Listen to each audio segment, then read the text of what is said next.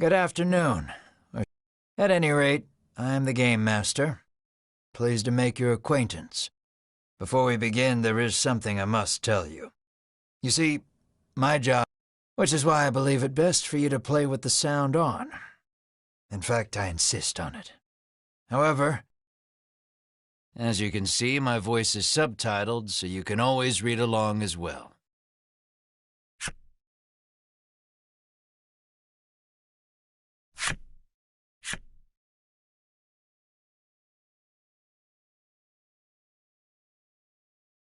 Are you ready? Let's begin. Welcome to Voice of Cards. You are about to take the first steps of your adventure through a realm of strive to realize your ambitions. I have every faith you will accomplish great things here.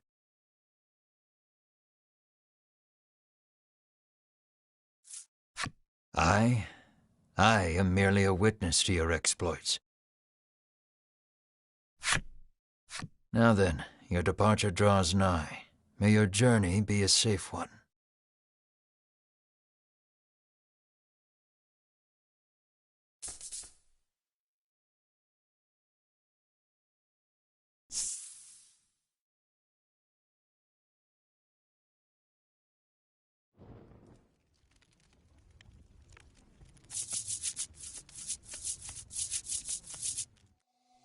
We begin in a cave. The surrounding rocks are slimy with damp.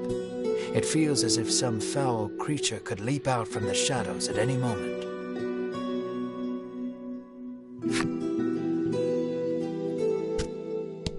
Yet in this horrible place gathers a fellowship of 3 adventurers.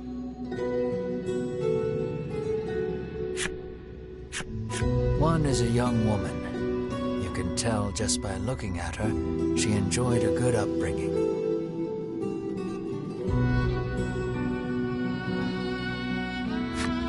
Another is a stoic warrior. He stands at the ready, scanning his surroundings for any sign of threat. Last but not least is the old man. He has a sagely air and gazes into the darkness stretching out before him. These adventurers seek a certain treasure.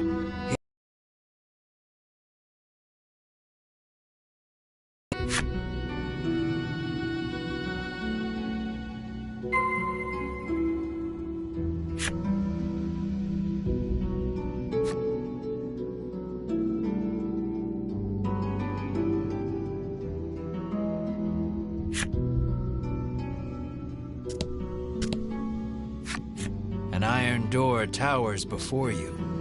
It has rather conspicuous handles.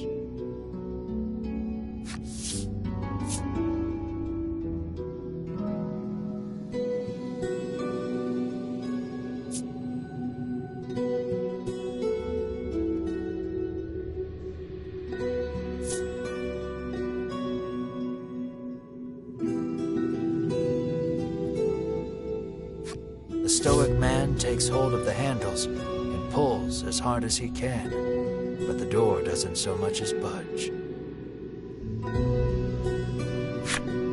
The stoic man winds his leg back and lets fly a powerful kick into the door.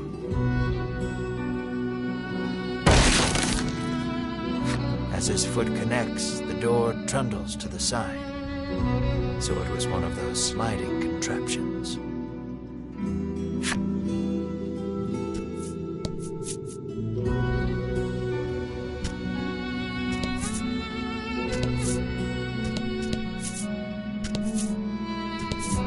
Something leaps out at the fellowship from the darkness.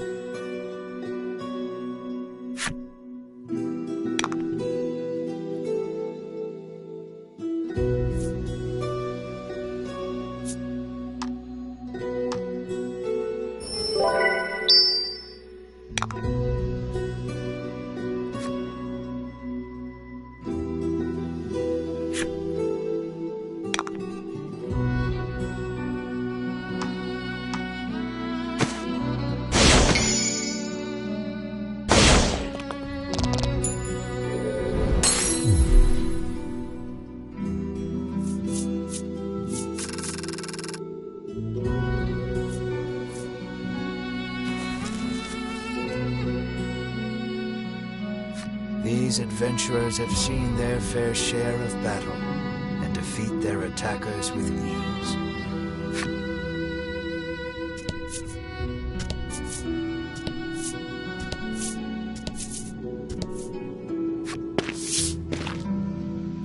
As the trio approaches the treasure chest, an awful rumbling resounds deep in the cave.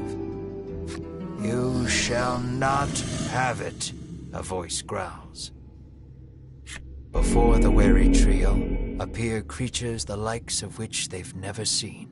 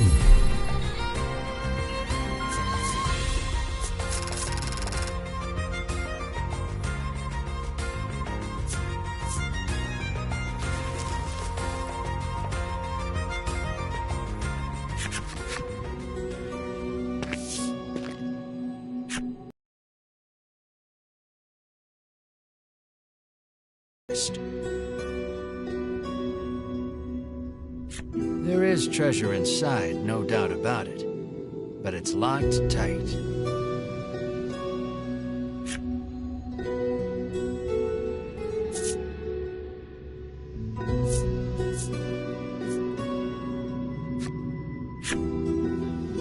The woman slides the simple key into the lock. The chest clicks open.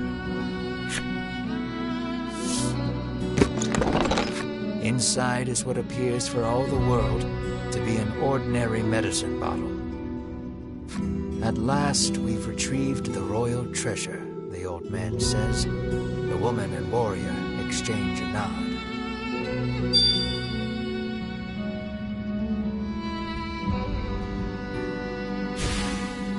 Their quest complete, the triumphant trio put the cave behind them.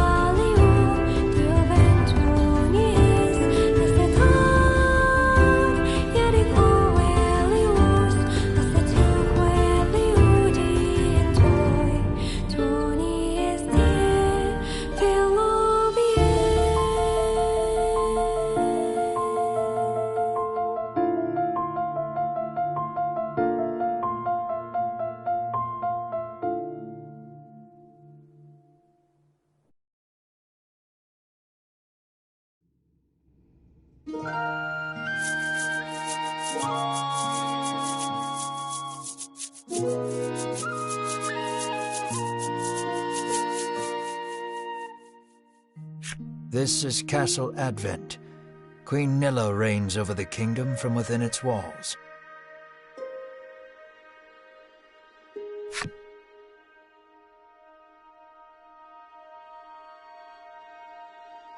In the crowded audience chamber jostle all manner of knights, adventurers, and bounty hunters. The white-robed adventurers stand close to the throne. A palace guard calls over the tumult, "Be silent. Her Royal Majesty graces us with her presence."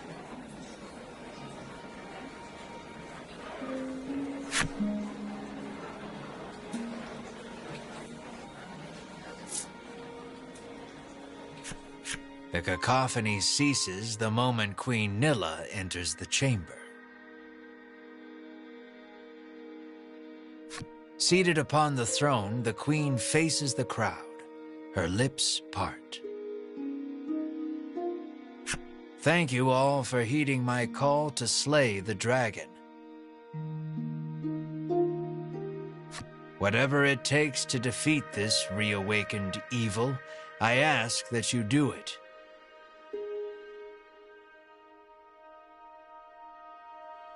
Whomsoever conquers this beast will be honored for ages to come and handsomely rewarded."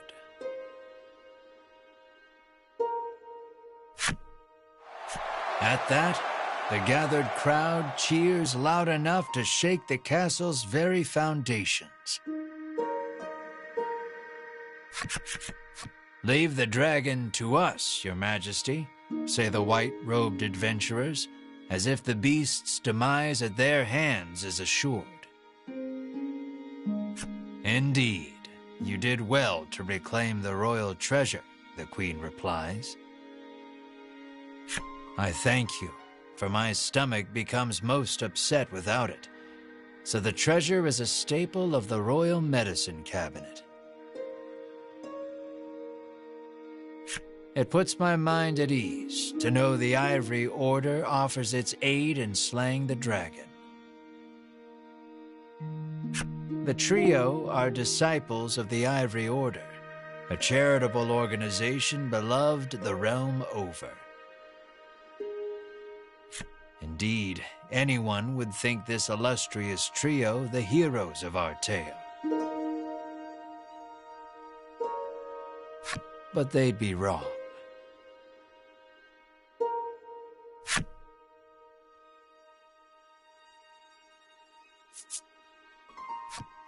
So we just gotta slay the dragon and we'll be drowning in gold."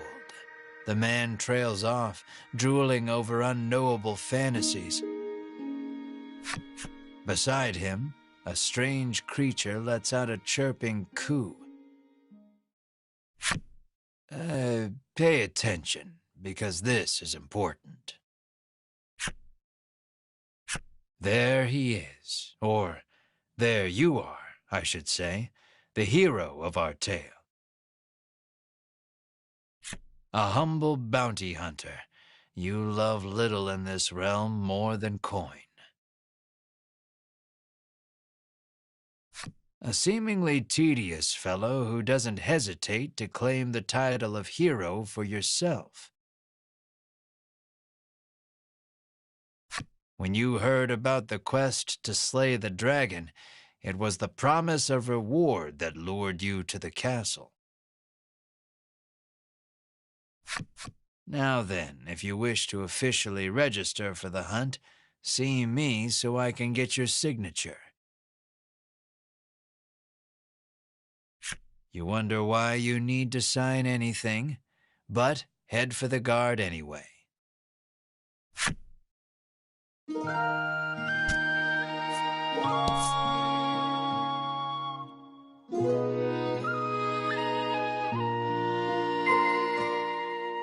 Shall we?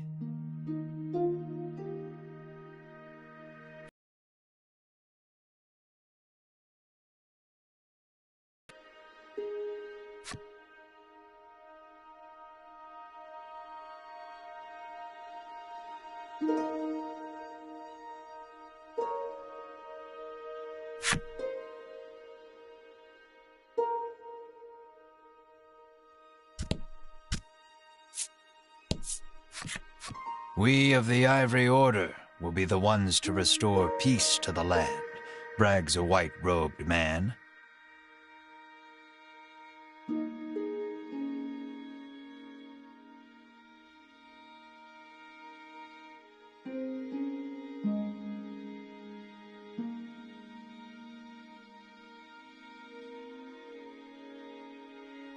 My colleague made me come along, but he didn't mention we were going on a quest to slay the dragon, she says, trembling.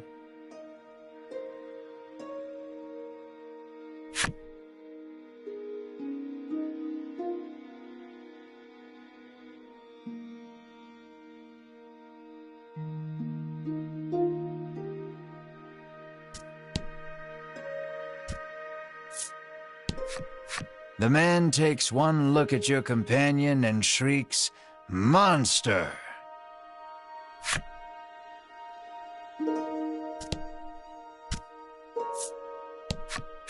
You think the dragon's really as tough as they say? Asks the man, his knees knocking together.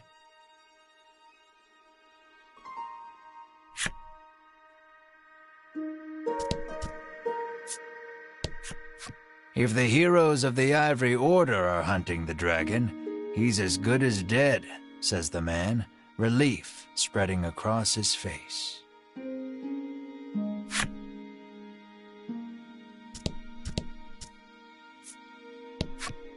That reward for slaying the dragon is as good as mine, barks the man.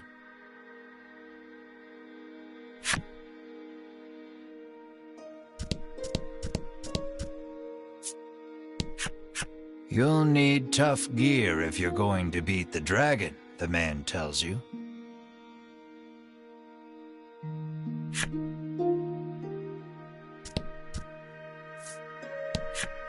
Keep your ears perked. You never know what you might hear that'll lead you in the right direction, the man says. You think.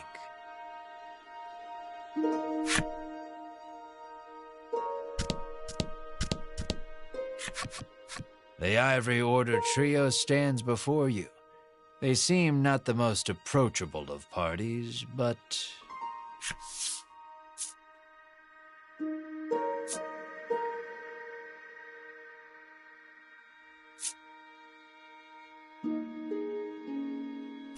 You inquire about their identities.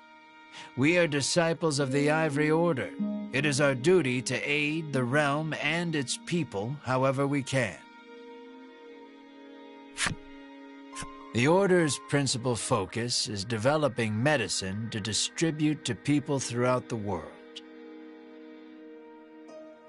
They begin blathering an answer to a question you didn't even ask. Sensing a long lecture ahead, you seize on the first chance to extricate yourself from their presence.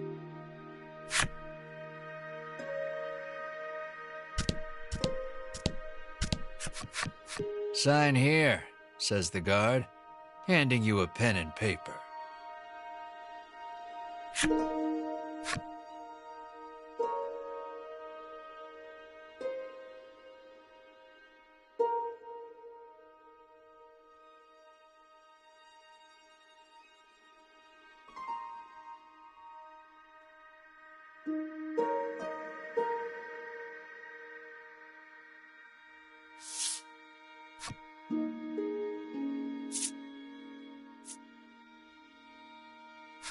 You sign your name. A fine name.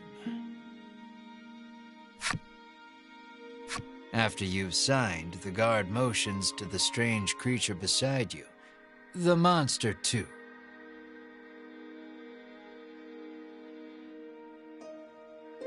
You sign your companion's name as well. Mar.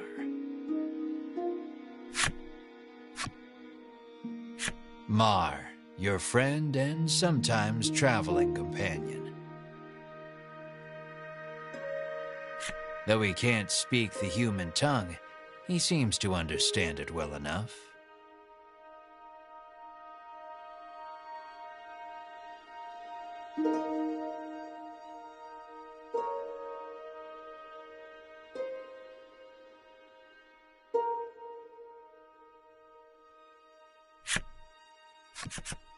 Thank you. Now we'll know what to have engraved on your tombstones.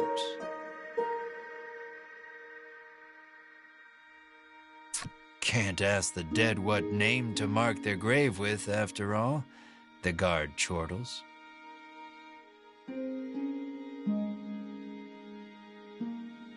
You want the reward as badly as you don't want to die. You figure you better make some strong friends.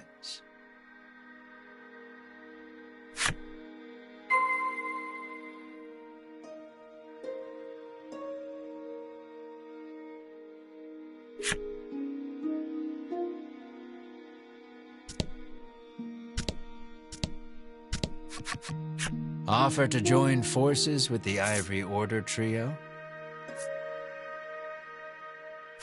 We select few are sufficient to defeat the dragon. We require no additional aid. And we certainly don't require the aid of a no-name wastrel. With that, the trio takes their leave of the castle.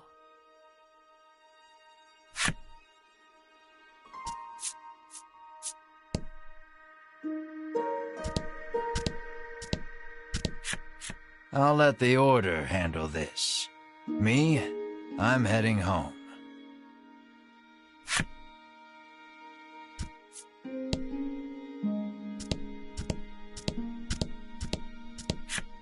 Never know what you might hear that'll lead you in the right direction. The man wanders off somewhere, muttering to himself.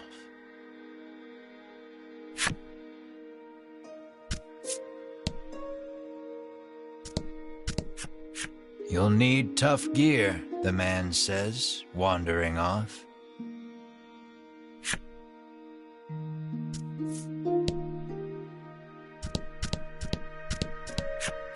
You ask him to team up, but he refuses angrily. I ain't splitting the reward with nobody. You weren't planning on sharing either, so you don't try to change his mind.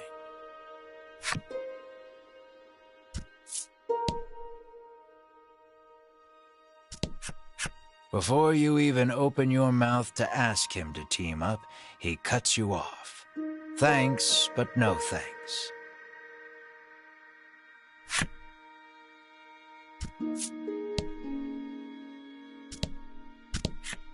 No way am I adventuring with anyone who keeps that sort of creepy company, he says.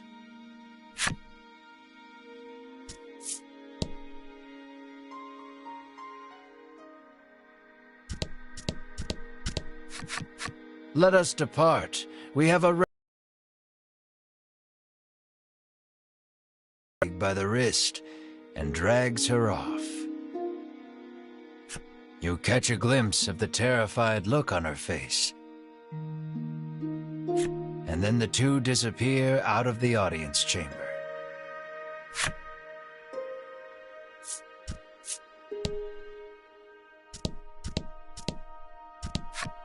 I am one of the guards charged with the castle's protection.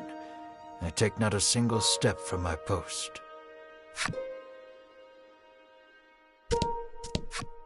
I am one of the guards charged with the castle's protection. I'll leave the dragon slaying to you adventurers.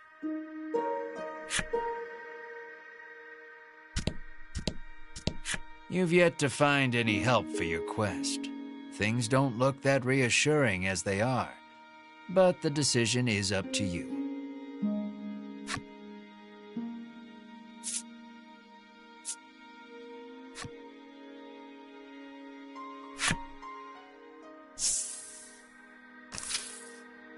In the end, you set out, just the two of you, to hunt the dragon.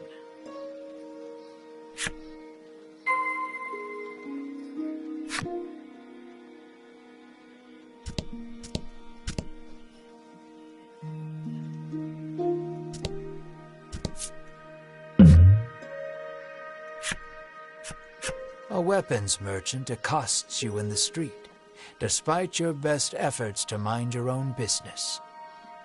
He speaks to you in a voice barely above a whisper. You want the most powerful weapon there ever was? He conspicuously checks his surroundings before revealing this weapon of apparent renown to you. To hear him tell it, this is a legendary weapon, and one of its kind at that. It can be yours for 20,000 gold pieces, he says. You can smell the scam a mile away, and yet the aura of this weapon does have something of the legendary about it.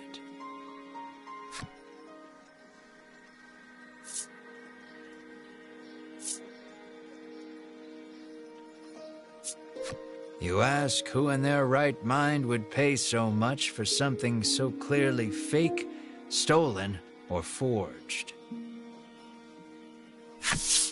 Well, you know where to find me, if you change your mind, he says, tucking the weapon away.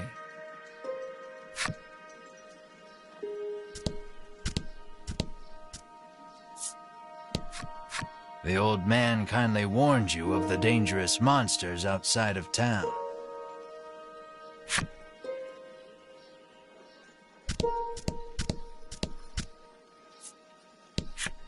The child says you should see Nexton as soon as you leave the castle town.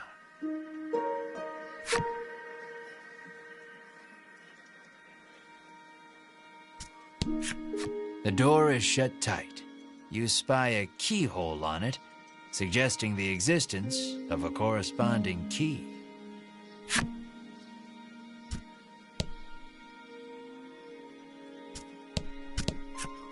You peek inside the carriage shop only to hear the owner call out that they're closed. Guess you won't be making use of them after all.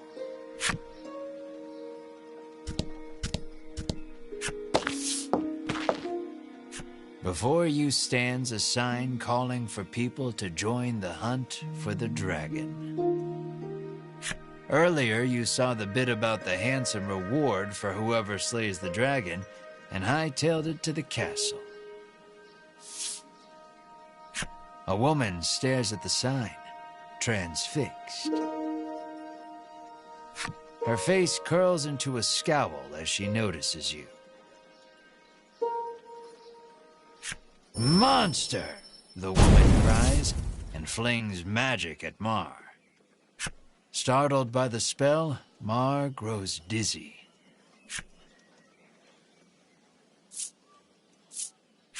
You whirl to the woman and shout, "What are you doing?" "This ain't a monster," you growl, as the woman snarls over you, "I hate monsters." The two of you bicker for quite a while.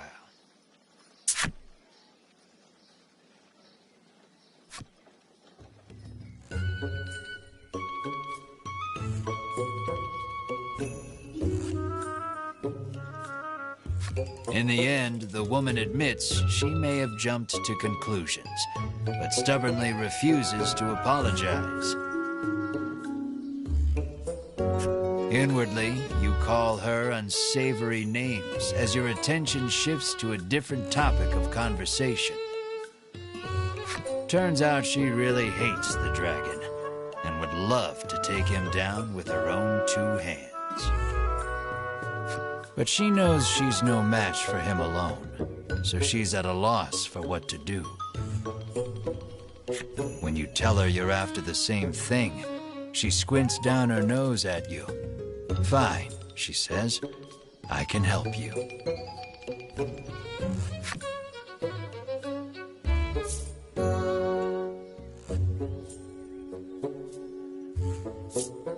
She's a little annoying, but you are looking for quest companions. "I only want to see the dragon dead. I don't care about anything else," she mutters. You overhear her remarks and grin without thinking. Then you don't care about getting a share of the reward. That suits you perfectly. You happily join forces with the black-clad woman. She introduces herself as Melanie. She tells you she is a witch, but says nothing of why she hates monsters or what grudge she bears against the dragon.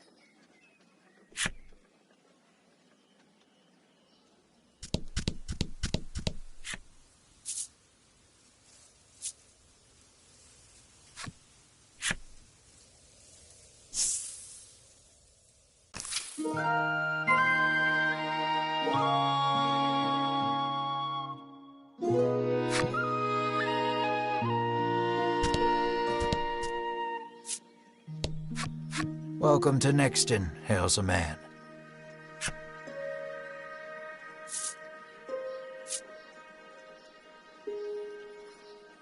The man doesn't respond to any question except to parrot back his original greeting.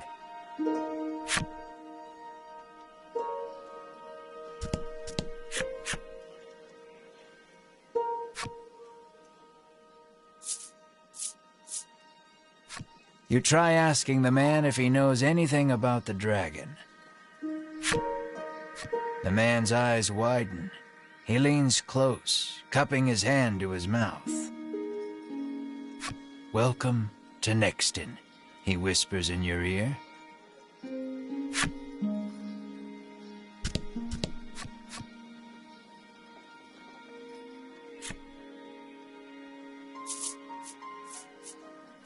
With no particular business, you take your leave.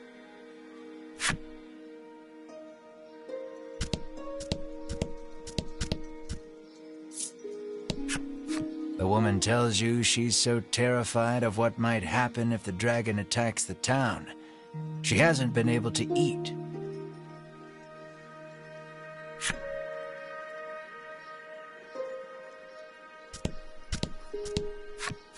"How may I help you?" the proprietor inquires.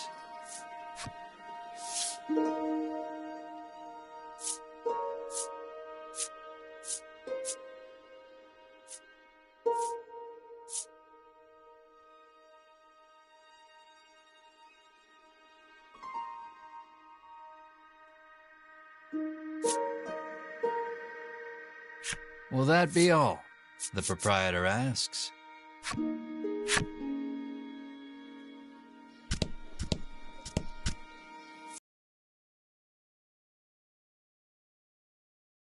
opportunity to purchase equipment and curatives while you are in town.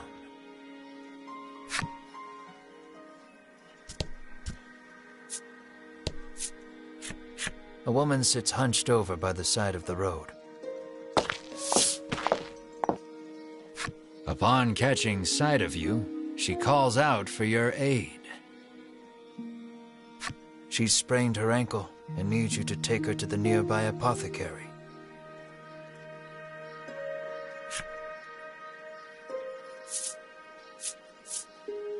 Ask someone else, you say. You make to leave, but Melanie stands in your way. What kind of person are you, she snaps.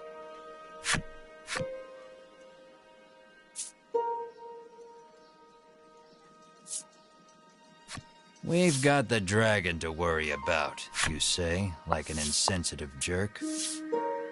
Ignoring you, Melanie gingerly helps the woman up.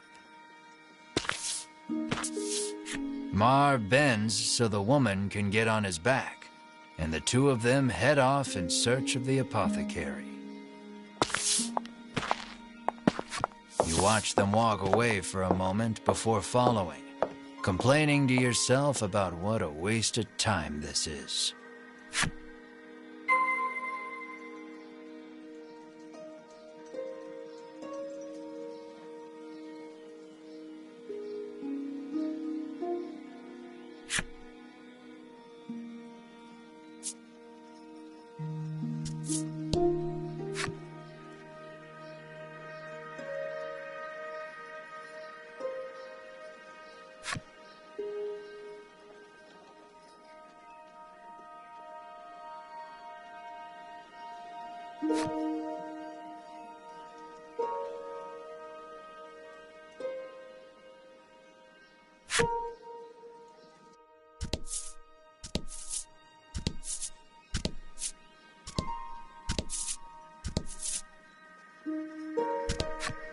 The girl says if you follow this road northwest for a bit, you'll come to Thriston.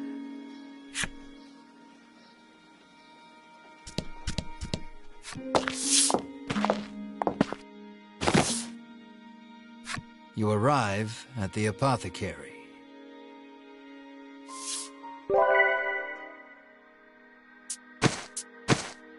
After taking a curative, the woman begins hopping up and down. Nothing holds a candle to Ivory Order medicine, she beams. She thanks you and pulls something from her breast pocket.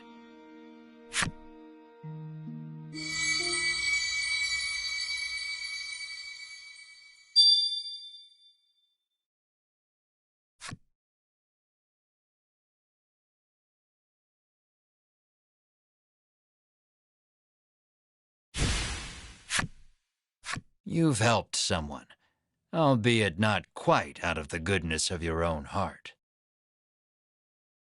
It might be a good idea to do that again, should you come across anyone else in need of assistance. If you do, I'm sure something good will happen.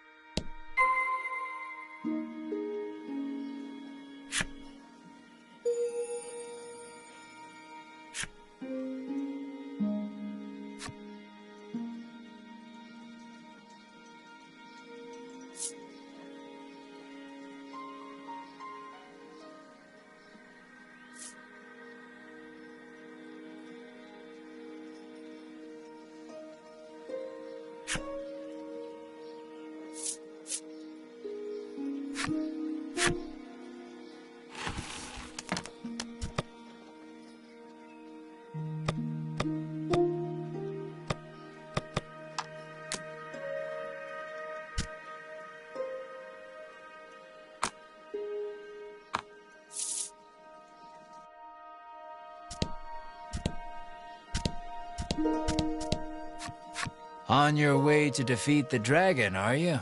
The innkeeper inquires as you set foot inside. The innkeeper gives you a room free of charge in a show of support for any and all who wish to defeat the dragon.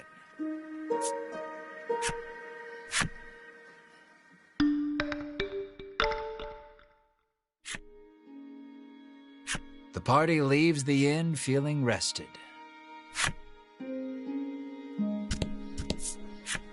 Apparently, a monster researcher lives in Thriston and might know something about the dragon.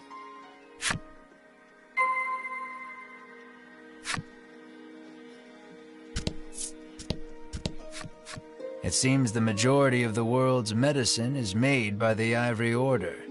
Many people depend on it.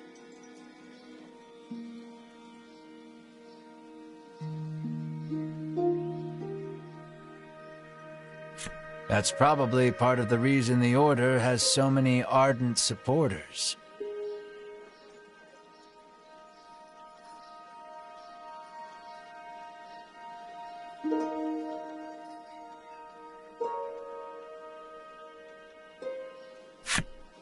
It seems you've learned all you can here.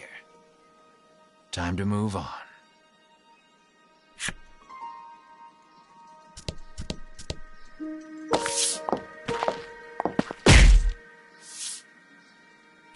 As your eyes roam everywhere but the path you walk, you barrel right into someone.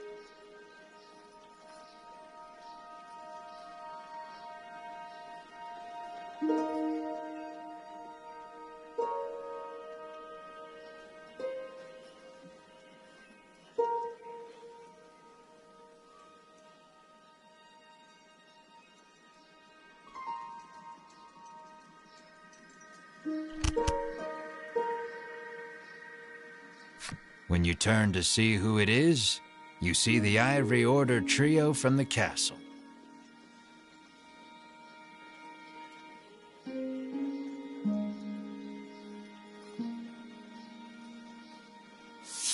Winifred, are you all right? The sagely old man asks the woman, voice full of concern. I'm fine, the woman called Winifred replies. Thank you, Hedowin. Berwin, the old man calls, turning to their stoic companion. He jerks forward, as if to defend Hedowin and Winifred. The trio advances on you. How dare you treat disciples of the Ivory Order with such disrespect?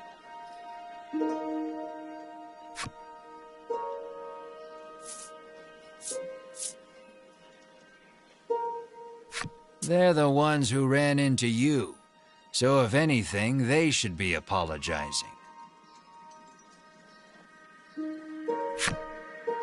We were standing still, says Hedowin, his calm tone belying the anger on his face.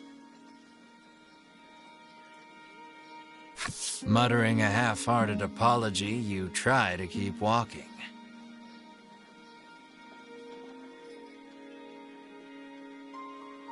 But that's when you notice something in your hand. Looks like you accidentally grabbed Winifred's coin purse when you ran into her. Thief! Bellows Berwin, drawing his weapon. Guess you've got to fight your way past.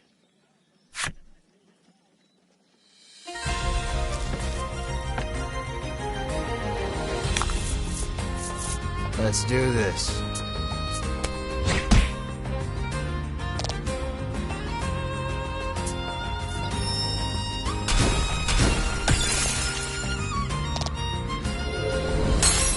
Don't worry, the coffin card is down, but they're still alive.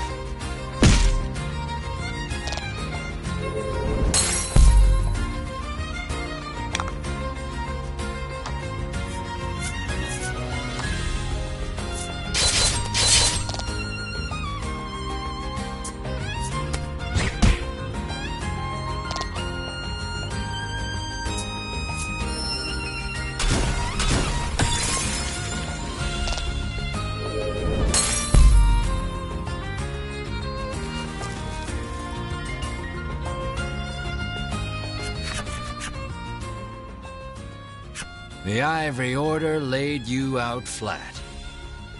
The Ivory Order trio looks at you like they can't believe such a weakling would even try to hunt down the dragon.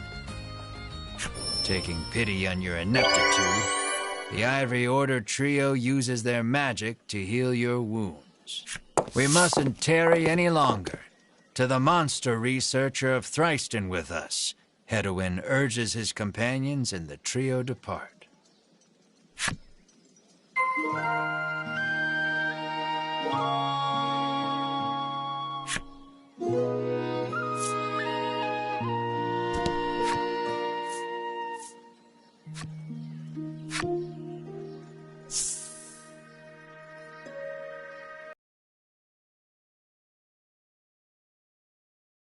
Fun, but if you want purpose and direction, I'd suggest sticking to the path.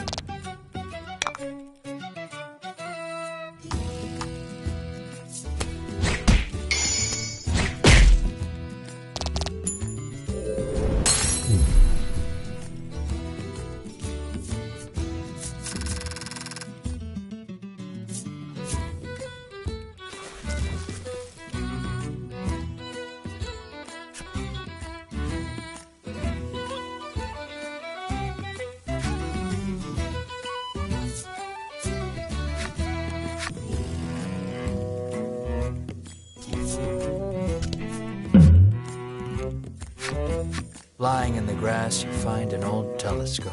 You figure a look at the path ahead can't hurt, and pick it up.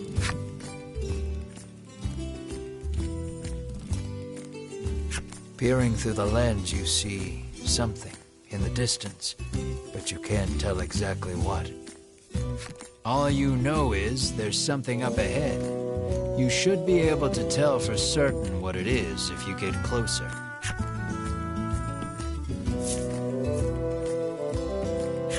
You leave the janky telescope where you found it, and make your way cautiously toward what you saw.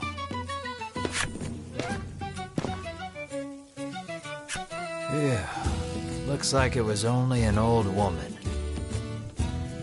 You try to say hello, but she wanders off without even registering your presence.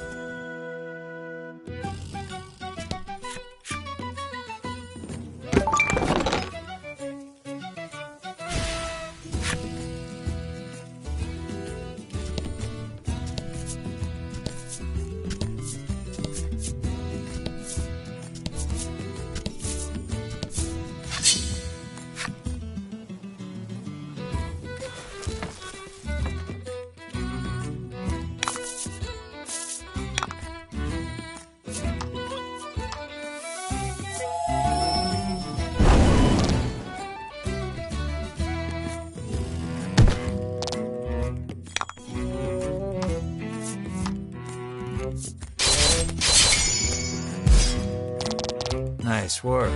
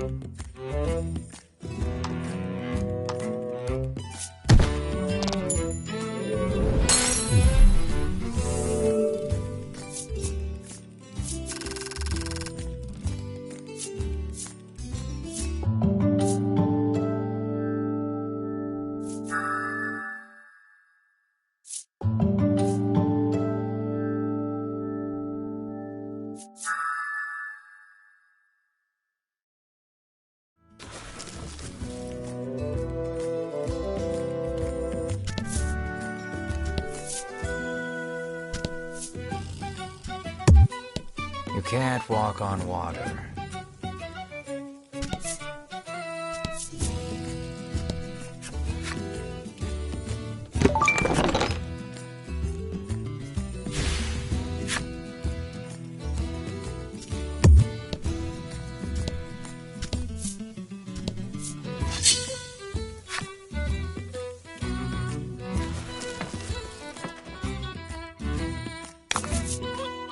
About the enemy.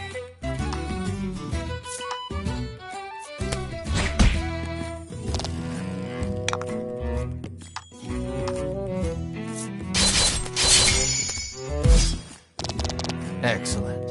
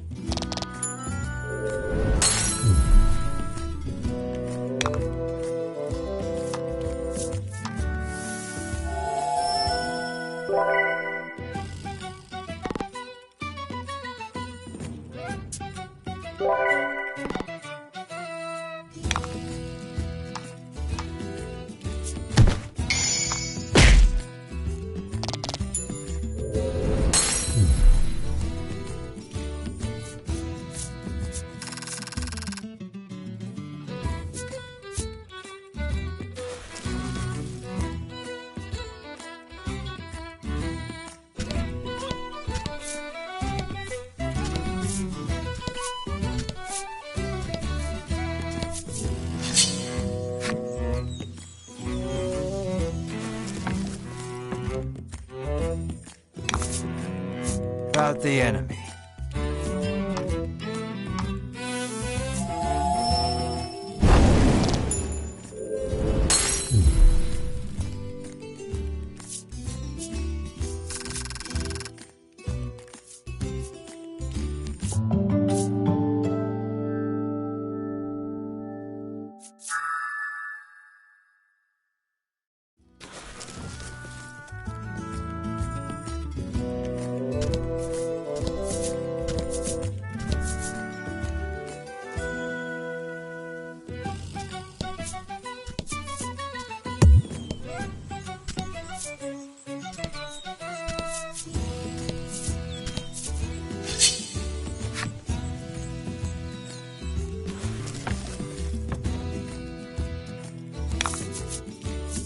About the enemy.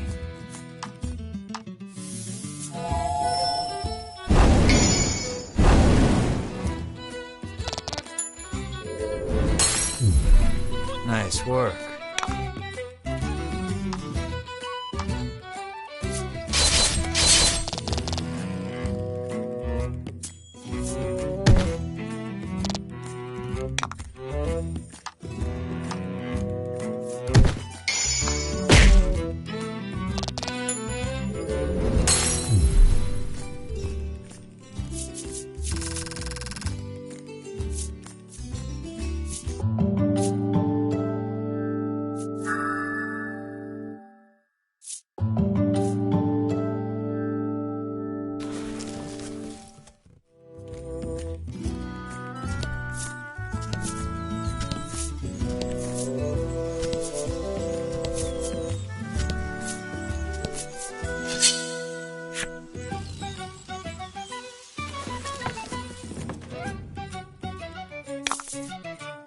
Don't hold back.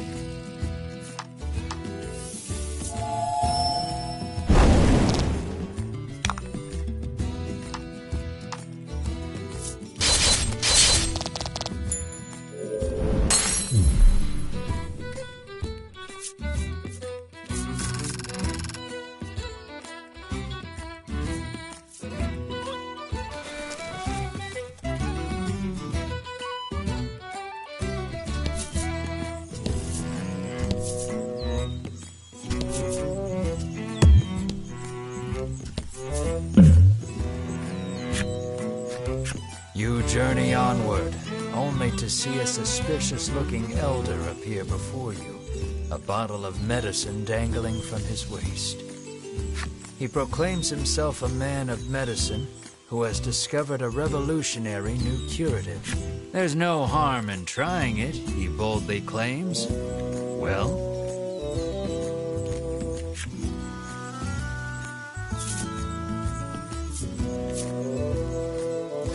Mar leaps out and takes up the bottle, greedily gulping down the concoction.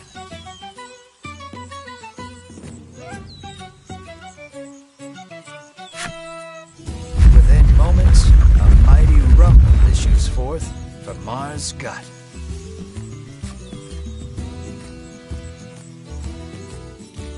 The monster's bowels now completely evacuated, Mar looks rather exhausted. Aha! I've created a digestive aid, the Doctor of Sorts shouts with glee. You turn to give this charlatan a piece of your mind, but he's clearly seen this coming, for he is nowhere to be found.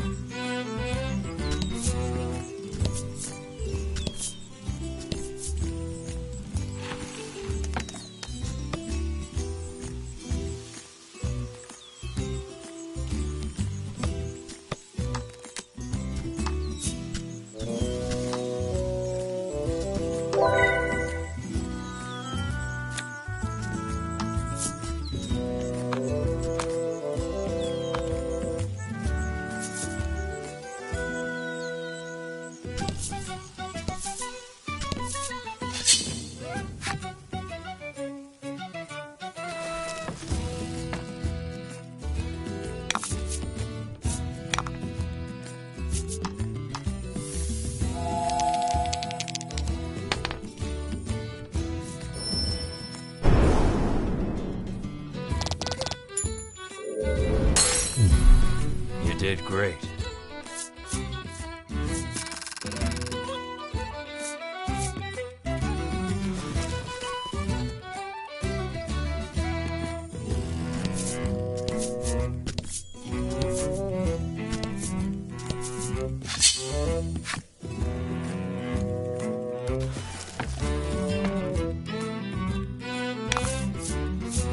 Let's do this.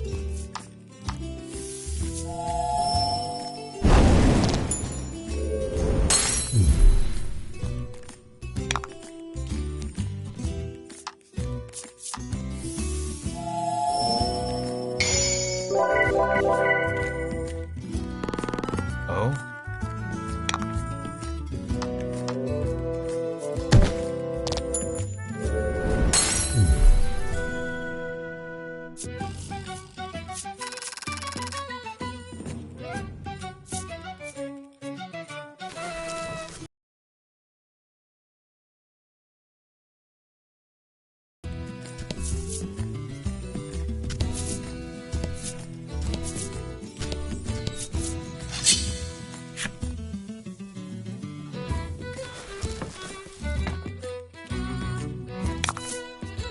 Don't hold back.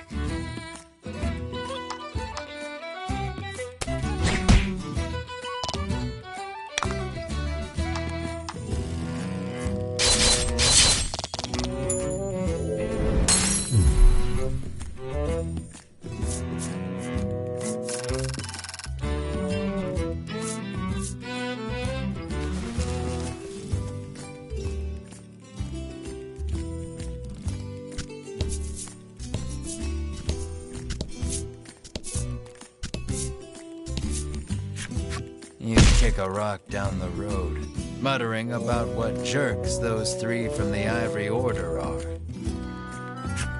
Cut it out, chides Melanie. She warns you your anger will only come back to bite you in the rear. You grumble, but your sulking is cut short when out of the thicket leaps a monster. The rock you kicked must have hit it, because it is really mad. Brace yourself for battle.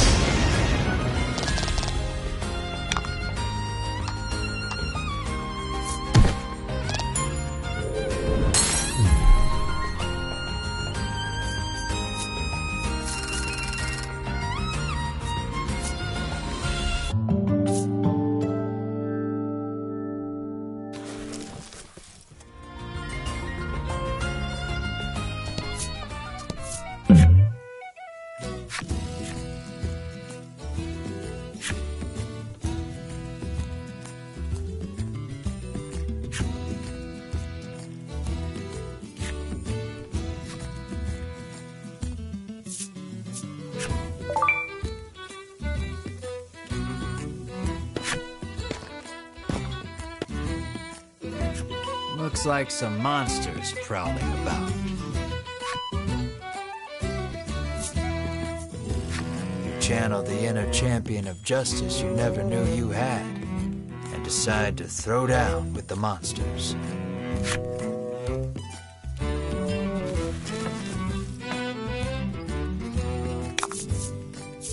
Let's do this.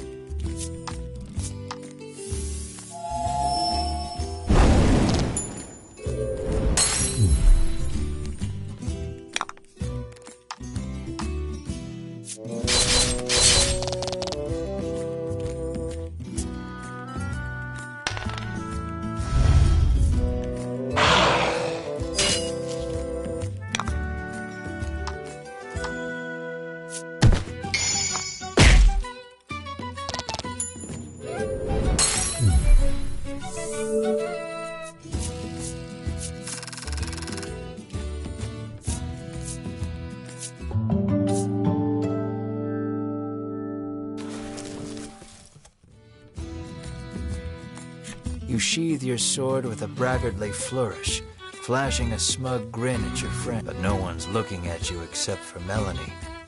The exasperated sigh she heaves rings loud as a shout in your ears.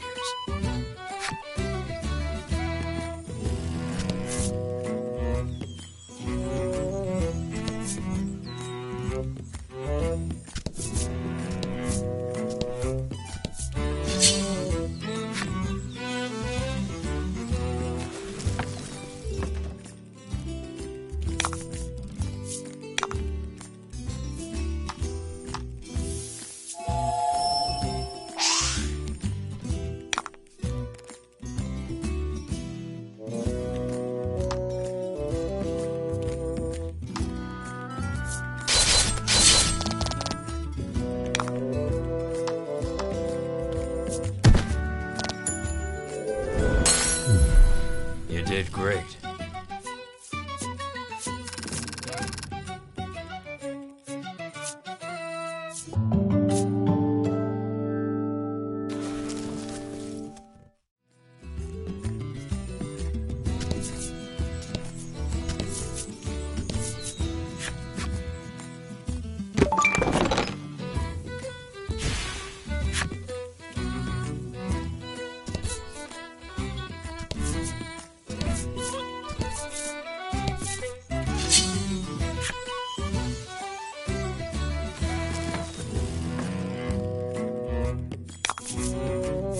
And fight.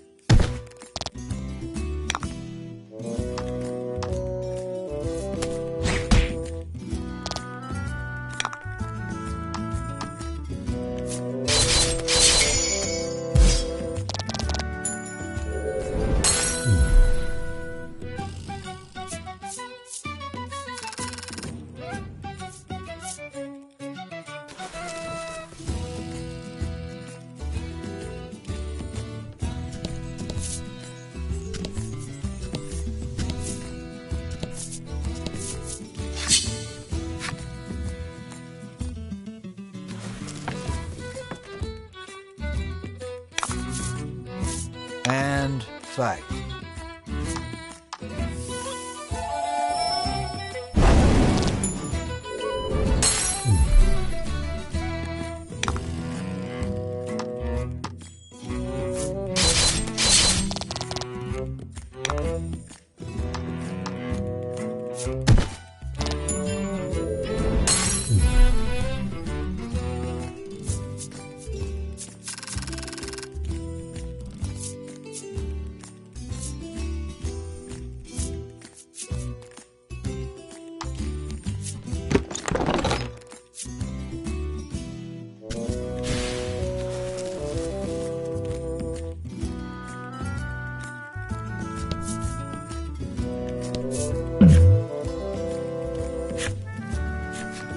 You come across two men sitting on a rock.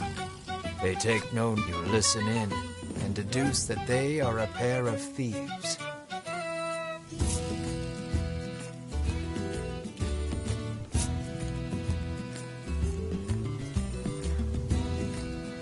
You lean in, trying to hear what else the thieves are talking about. You catch pieces of the conversation here and there. I hid the goods. Head south just before the bridge. No, whatever ye do, don't go into the bewildering wood. It sounds like they've just told you where to find their stolen loot. You hastily grab a scrap of paper, write down what you've heard, and quietly sneak away.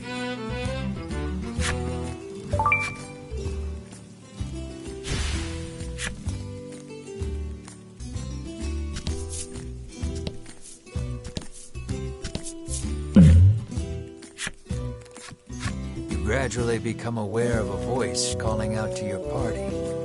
Looking around, you spy an old man. traveler like you, perhaps? Stuck in a hole and flailing wildly. You yank the old man free. Oh, while you're here, would you mind taking me to Nexton? He asks. It seems an old friend of his lives in Nexton, and he'd like very much to see this chum. He says he'll make it worth your while. Will you show him the way to Nexton?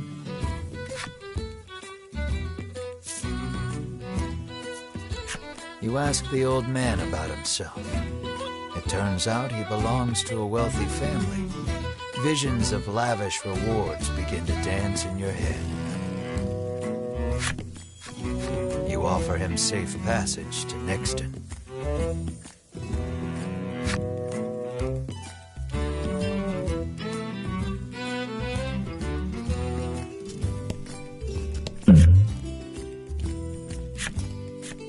The wealthy old man looks considerably relieved as the party sets foot inside Nexton.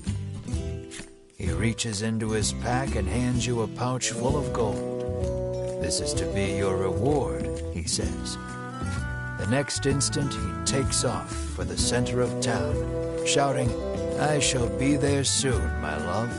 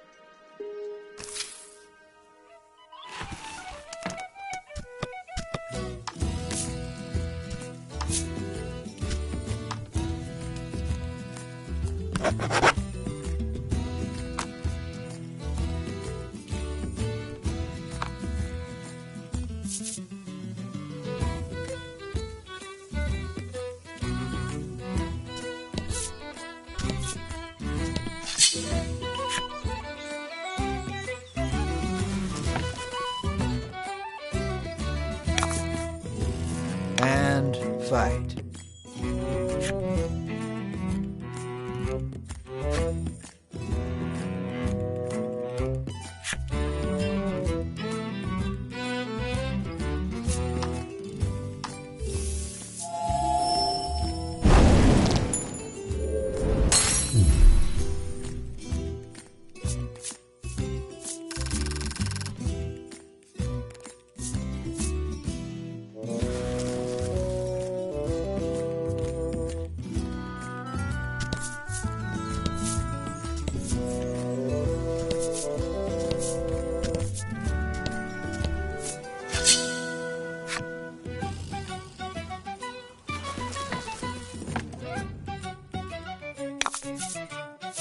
About the enemy.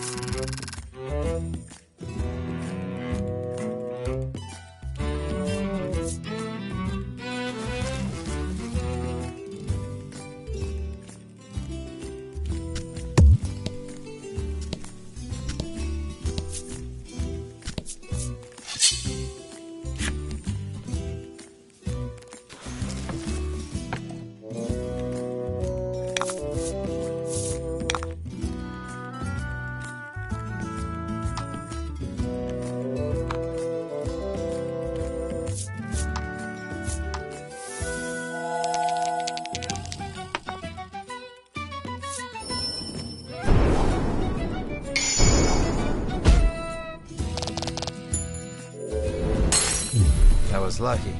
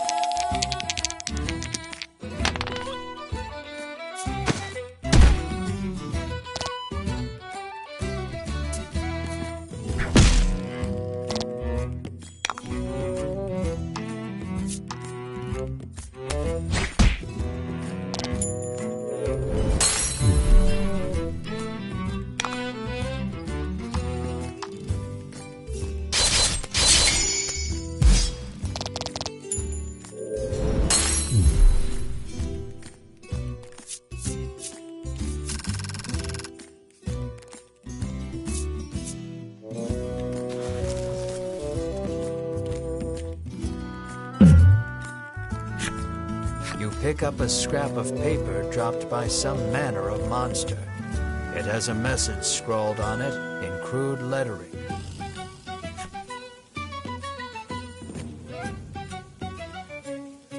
Clearly, whoever dropped this message did not want to forget where the stolen treasure is hidden.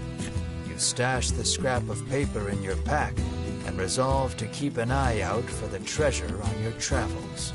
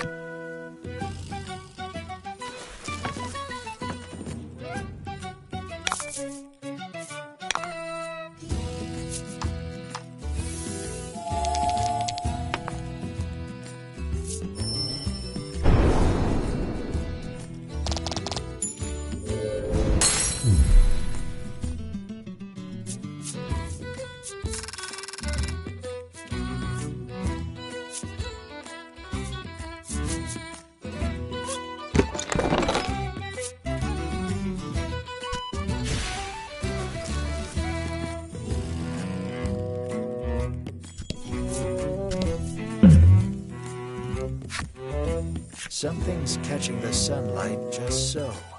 You move closer to get a better look at it. You find a chest lodged in the hollow of a tree. Something about this feels familiar. You fish a note out of your pack. Sure enough, this is the location those thieves mentioned when you were eavesdropping. Quite convinced you've found their stash, you open the chest with a self-satisfied smirk on your face.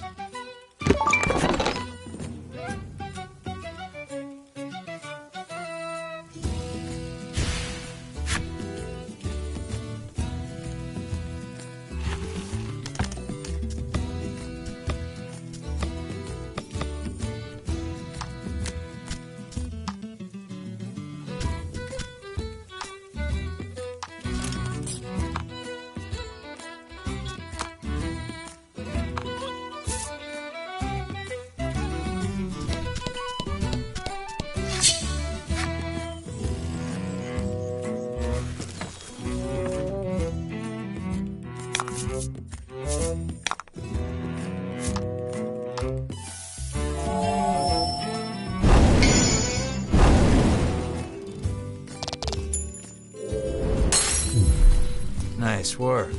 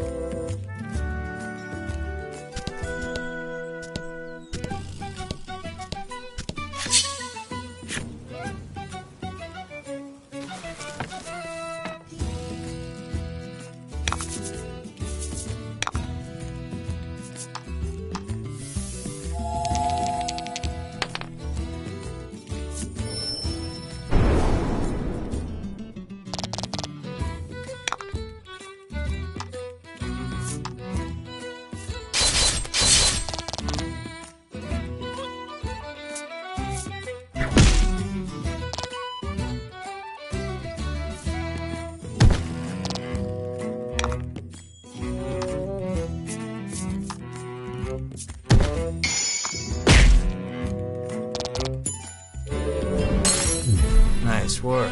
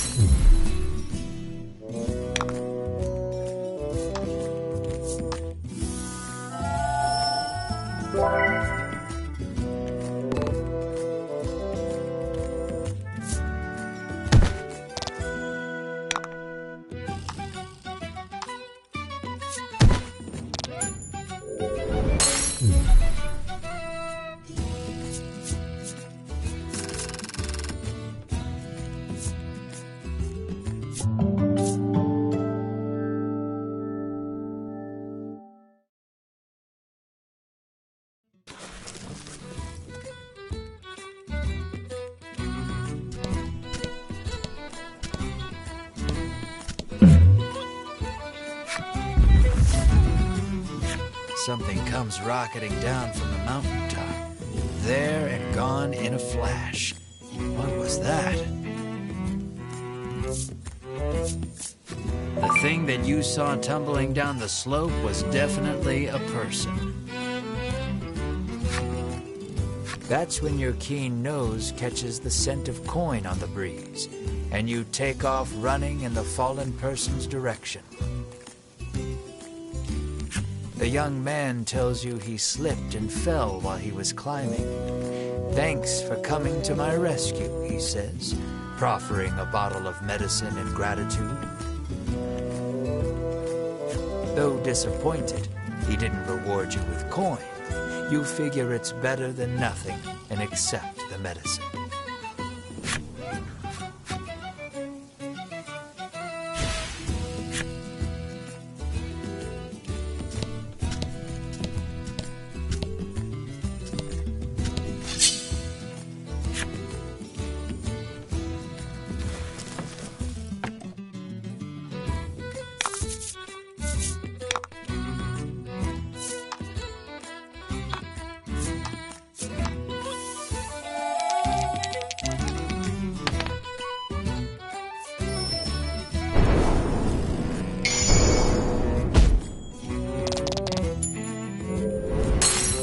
That was lucky.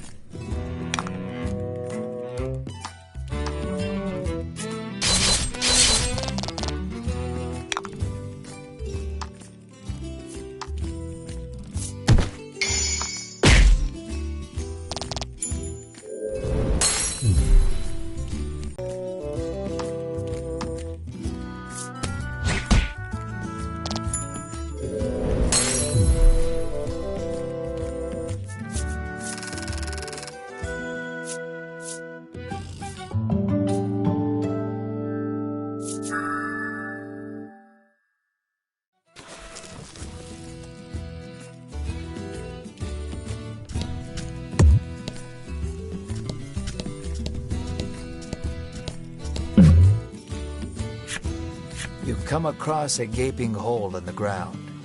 A sign beside it depicts a piece of armor, followed by, "Do not drop this in the hole." It's only human to want to do exactly what you're told not to.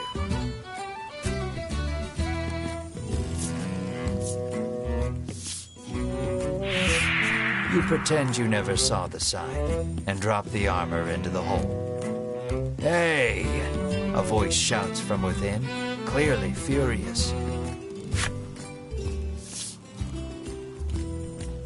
The voice carries on as a piece of armor, emitting its own blinding light, rises from the hole. "Is this the armor of light you cast into my hole?" You respond.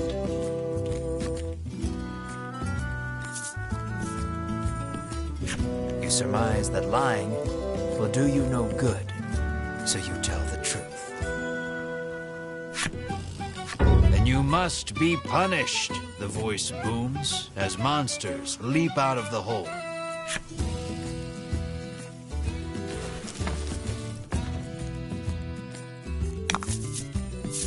About the enemy.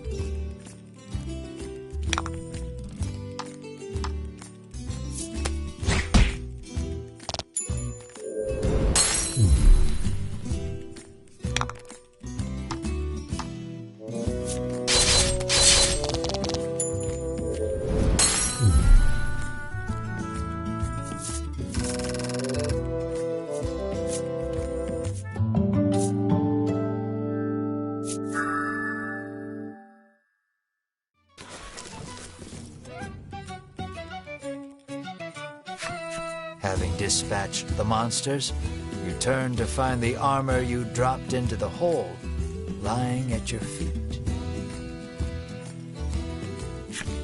And what's this? One of the monsters dropped their mint-condition weapon. You scoop up the armor and the little extra in one swift motion.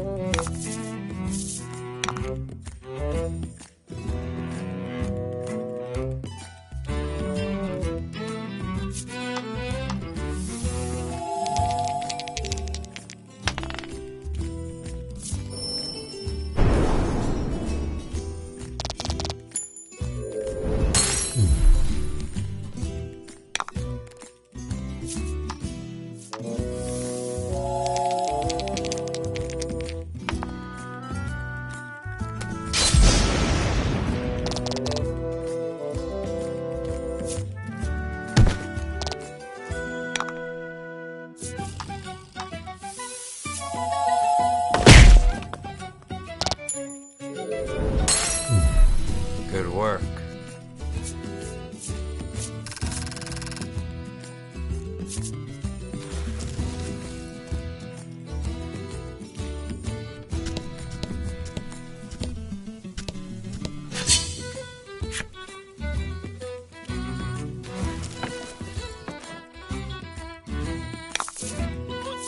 Let's do this.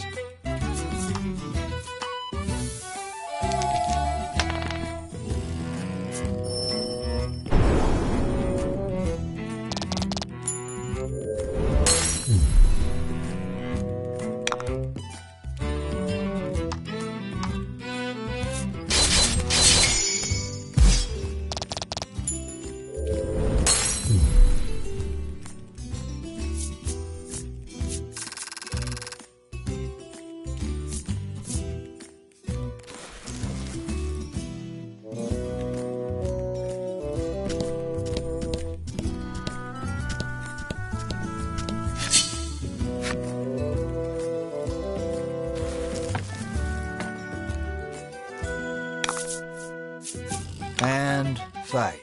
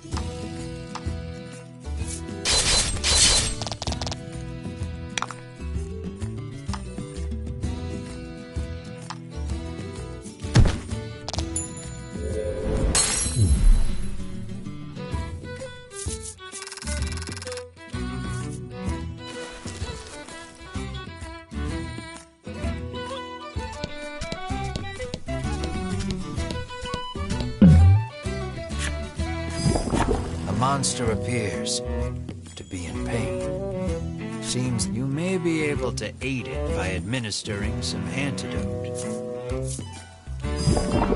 You would help it if you could, but you have no antidote on hand. Unable to do anything more, you keep walking.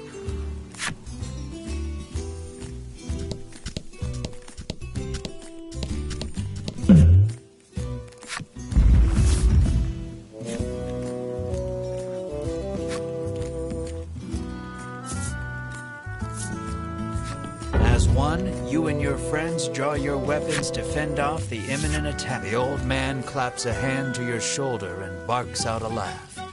It's up to you now. You don't even have time to say, huh, before the old man runs off. As a monster leaps out at you. Looks like that old man's gotten you caught in the crossfire.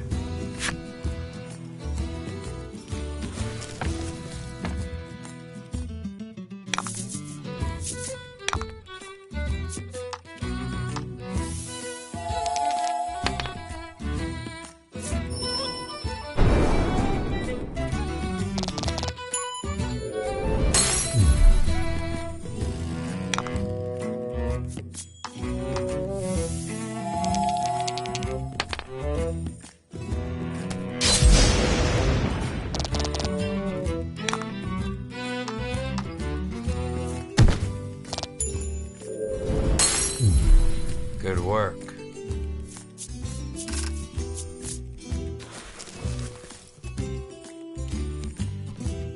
Next time I see that geezer, he's gonna pay, you growl, stamping your boot hard.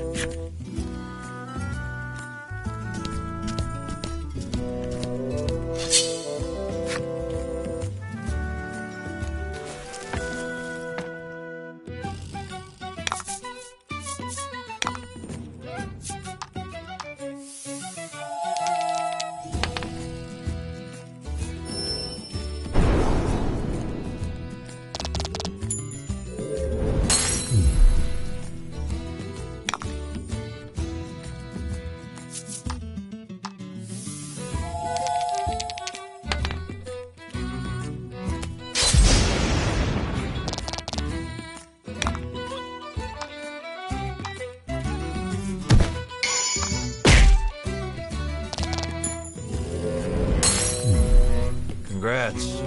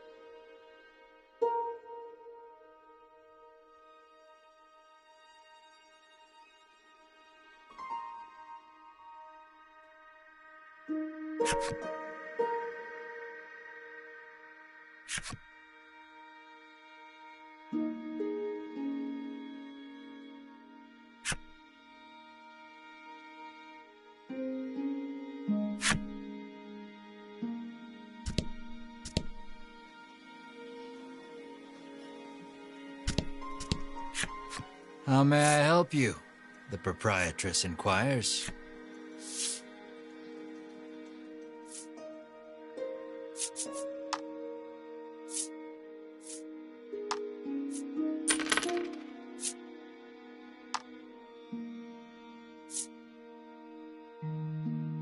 Will that be all? The proprietress asks.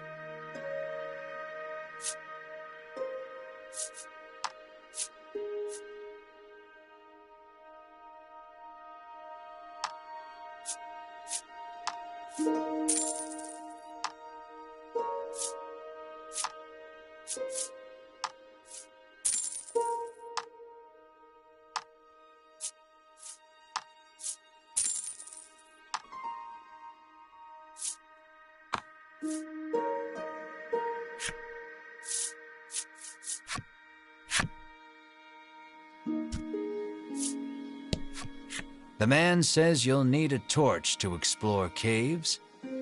And, he adds, it just so happens you can buy them at the item shop.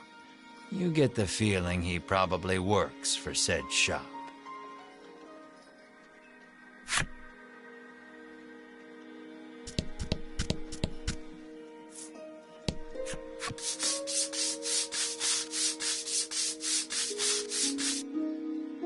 The man scours his skin with a washcloth, trying to rid himself of all odor. Apparently, he blames his natural musk for his unlucky love life. You catch a whiff of scent wafting off him. It is rather pungent.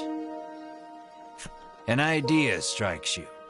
Maybe getting rid of the toxins within the body would get rid of the odor without, too. You take your leave without giving him anything.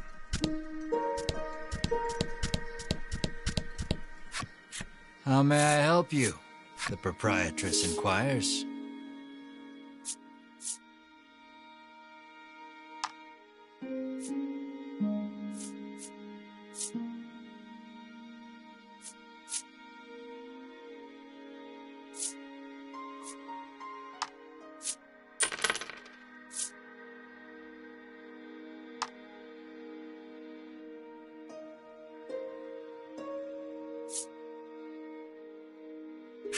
Will that be all?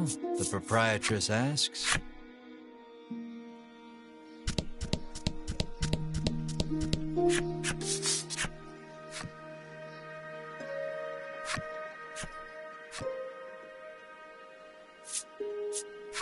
You hand him an antidote and he chugs it down. As soon as he's finished, the odor completely disappears. Overjoyed, the man resolves to tell the person he likes how he feels. From his breast pocket, the man pulls out something to give you in thanks.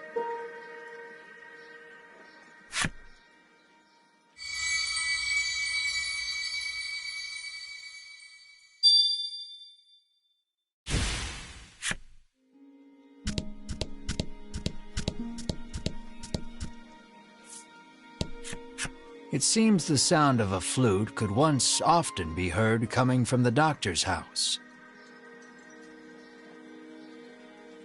His neighbors complained about the noise, though, and all has been quiet since. Well, if it isn't the head of the National Inn Association's son, the innkeeper blurts out, overcome with surprise. You've clearly been mistaken for someone else, but the innkeeper looks so excited that you dare not burst her bubble. Your room is free.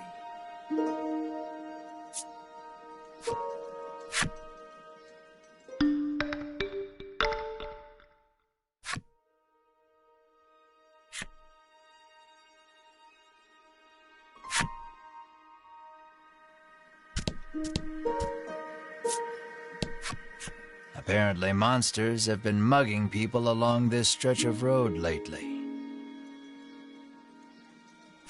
The Ivory Order is searching for where they're stashing the stolen goods.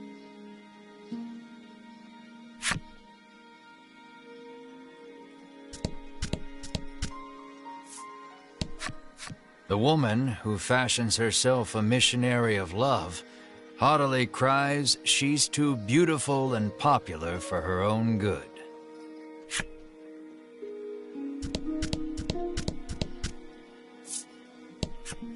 The woman tells you a monster stole something very valuable from her. If only someone could get it back for me, she sighs. What did it steal, you ask? Medicine, says the woman. to give my skin a lustrous glow.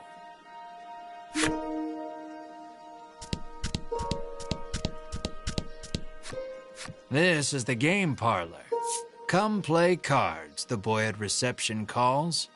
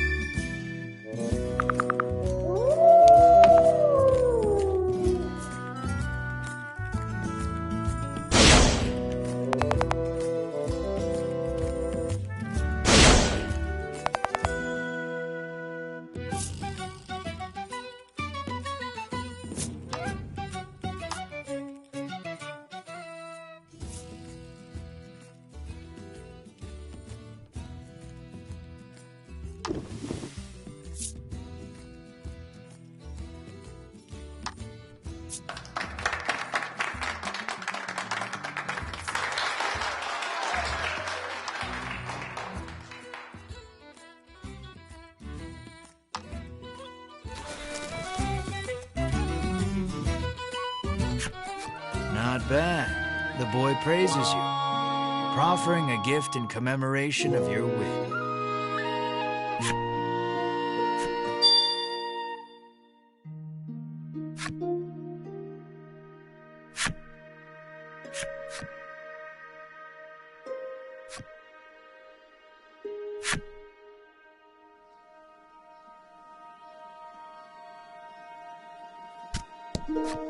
Cyprian Ambre, I'm sorry, Cyprian Amber, has lived here for many years, conducting research on monsters.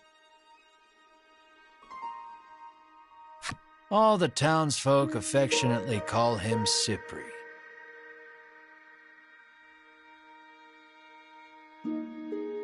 If anyone knows anything about the dragon, it's him. He's a veritable monster expert.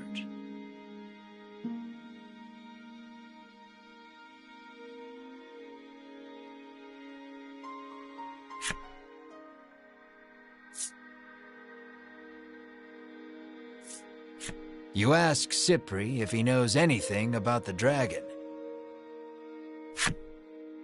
He says he'll tell you if you do him a favor.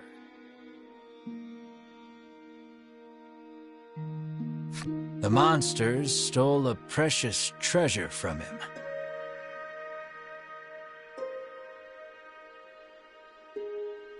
If you reclaim the treasure, Cypri promises to tell you all he knows about the dragon.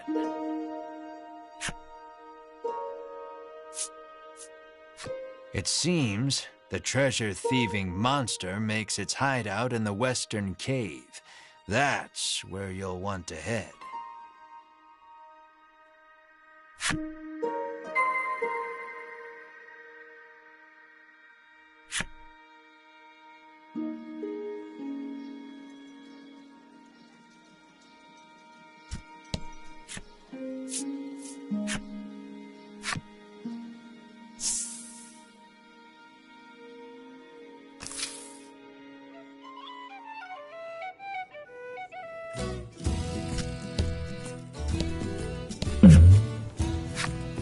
You are surprised to find a merchant selling goods in a place like this. You decide to take a look, and the merchant welcomes you energetically. You're in luck. I have some rare items for sale, she remarks, lining up some goods before you.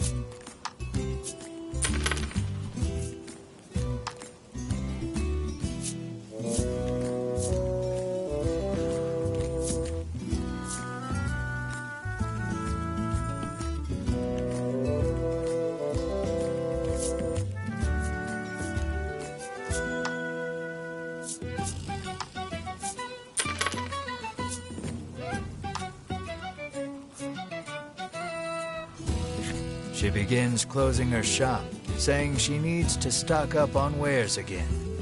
It seems you won't be able to do any more shopping here.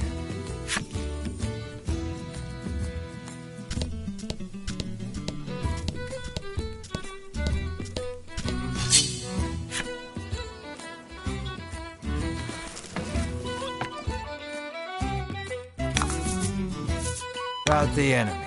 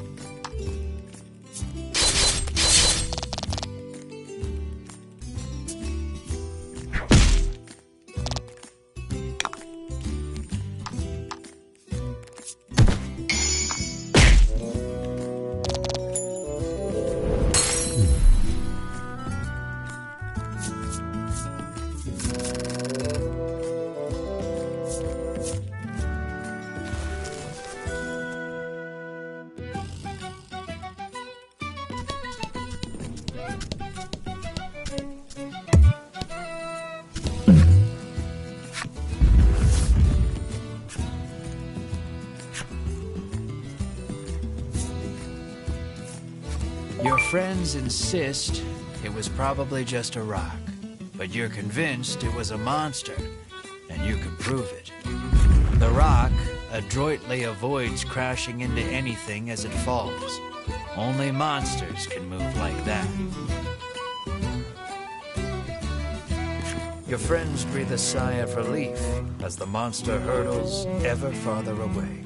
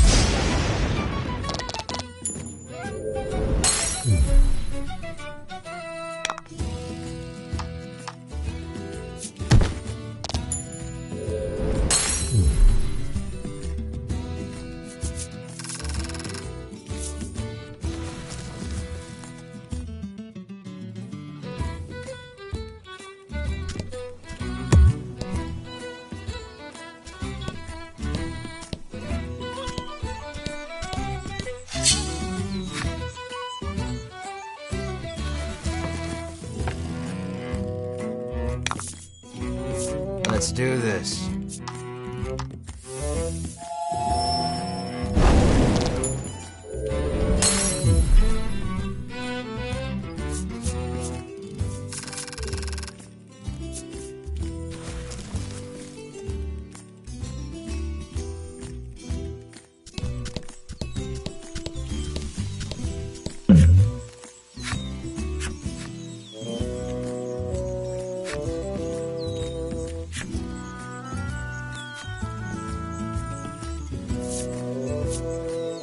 You take the stranger at his word and drink one of the bottles dry. Everything in view is suffused with a soft light, and it is magnificent. Everyone looks so lovely. You have to tell everyone how wonderful it is just to be alive. The reverie slowly fades. How long were you smitten? You can't say for sure. But everyone has taken a step or three back, and they all look deeply worried. After a long silence, the doctor of sorts speaks. I must confess, I had no idea it would have such a profound effect on one's character, he says in quiet disbelief. Be that as it may, he seems pleased to have seen any effect at all. He hands you a gift for the trouble and walks off in high spirits.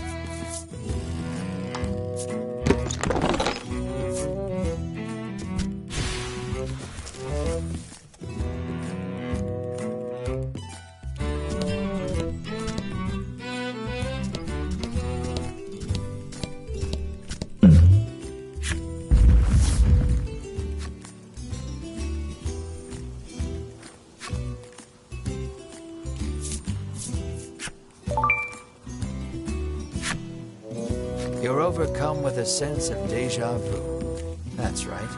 High-speed slope rolling was all the rage in town not too long ago. You try it out for yourself and start rolling down the hill. It sure feels good, tumbling over the rough and craggy ground like a rotating massage. Seeing how much fun you're having prompts your friends to come tumbling down after you. Everyone seems nice and relaxed afterward.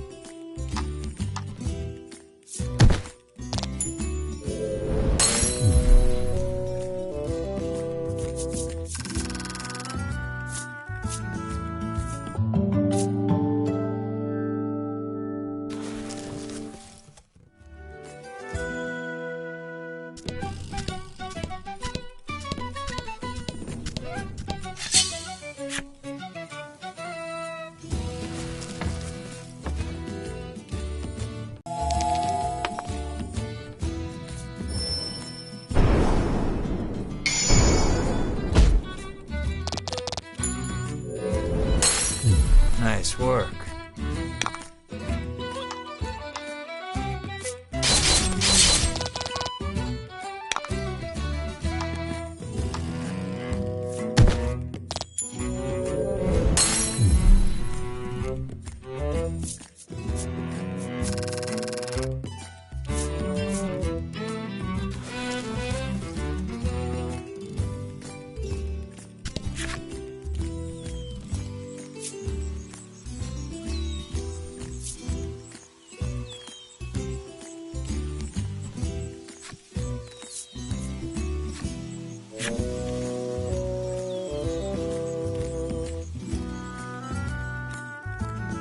Light can't reach the furthest depths of the cave. It may be impossible to proceed without a torch.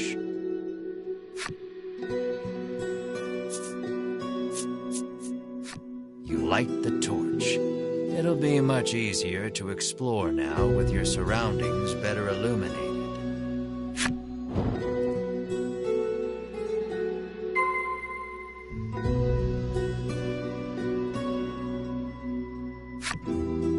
Though the torch lights your immediate surroundings, you still cannot peer far into the distance.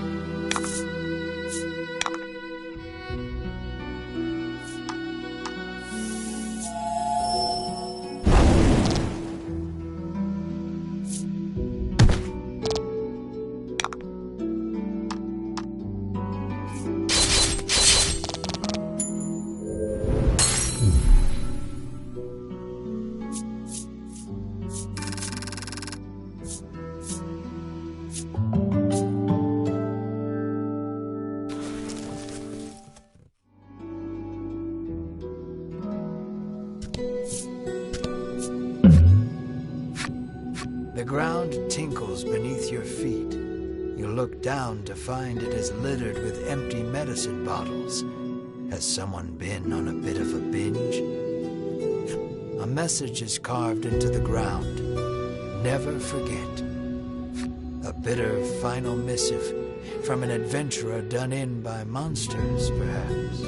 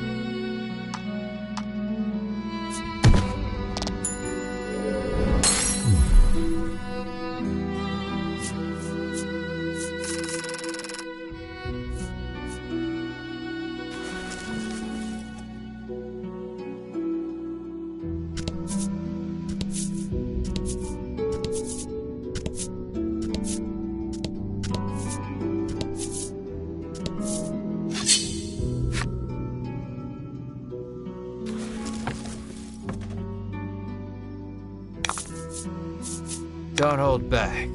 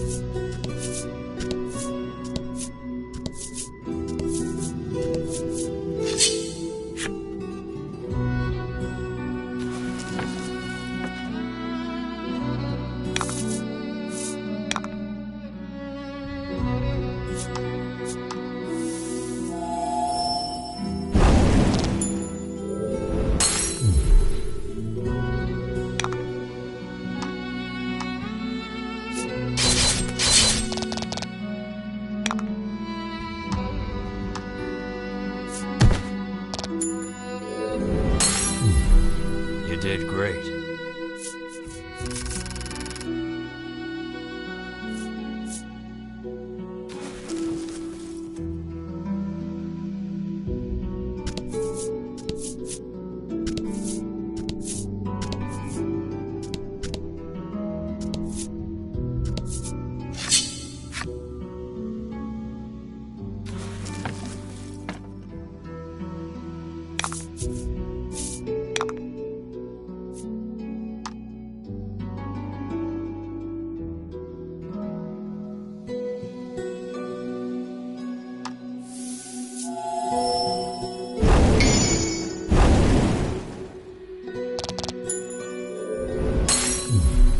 That was lucky.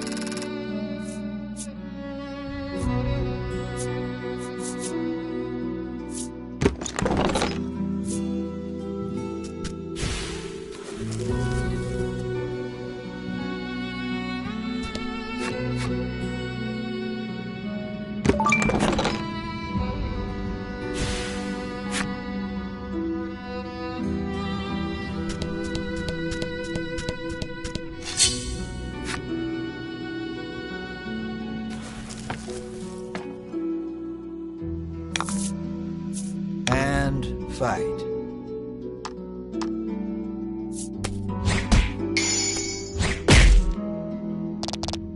That was lucky.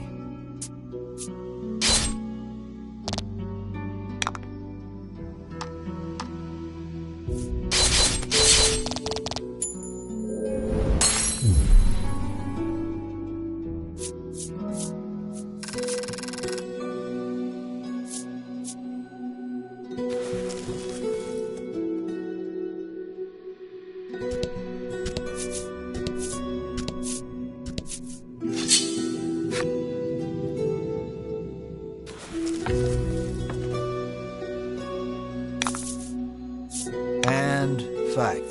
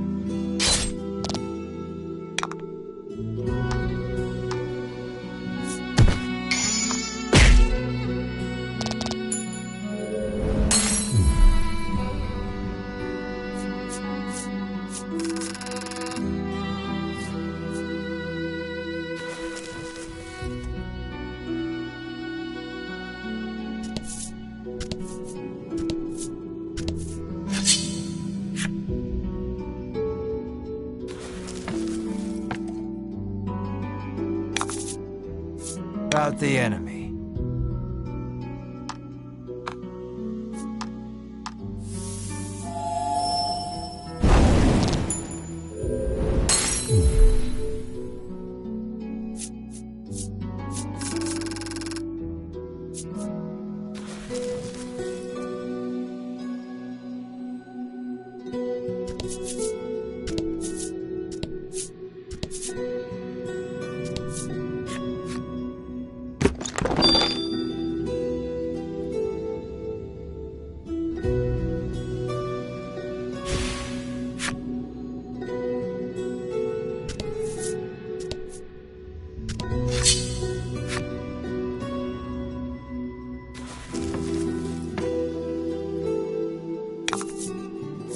And fight.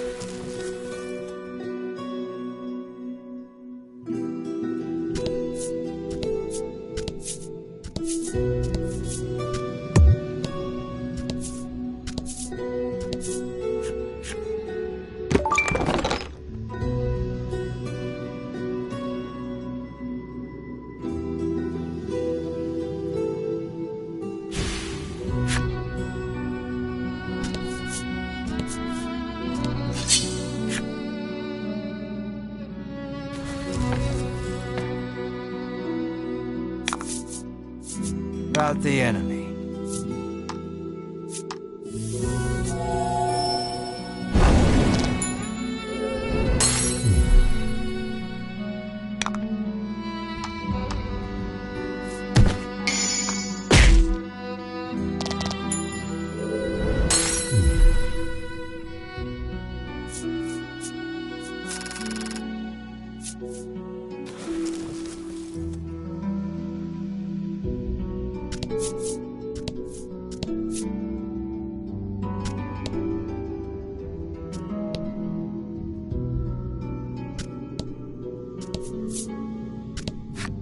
The door is shut tight. It seems some strange force keeps it barred. Upon closer examination of the door, you spot a cavity that looks like some sort of sphere should go there.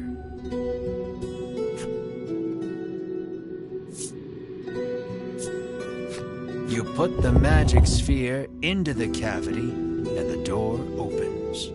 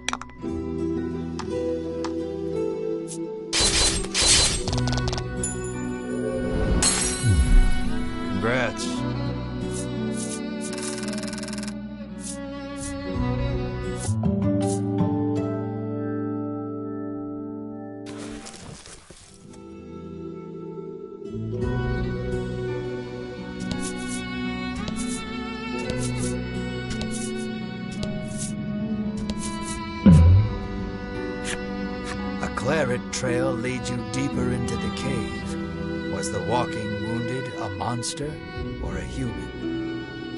A knot forms in your gut. You raise the torch to get a better look at your surroundings. The walls have been gouged and scarred as far as you can see. Another message comes into view, written in tiny letters among the scars. I will find you. What horrors transpired here?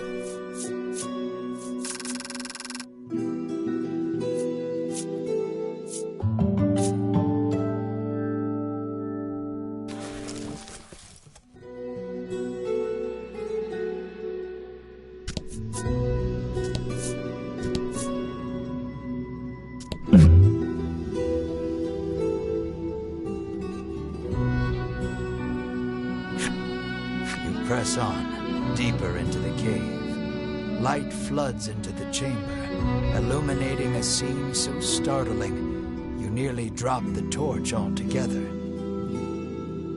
Two mummified bodies lie close beside one another, their hands clasped together.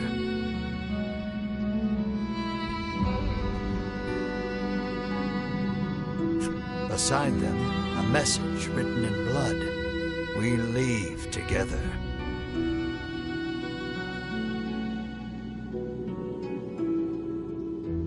Perhaps they were lovers? Whatever the case, you notice the bellwether nestled in their hands. You gently pry it free, bend a knee, and say a small prayer for the dearly departed.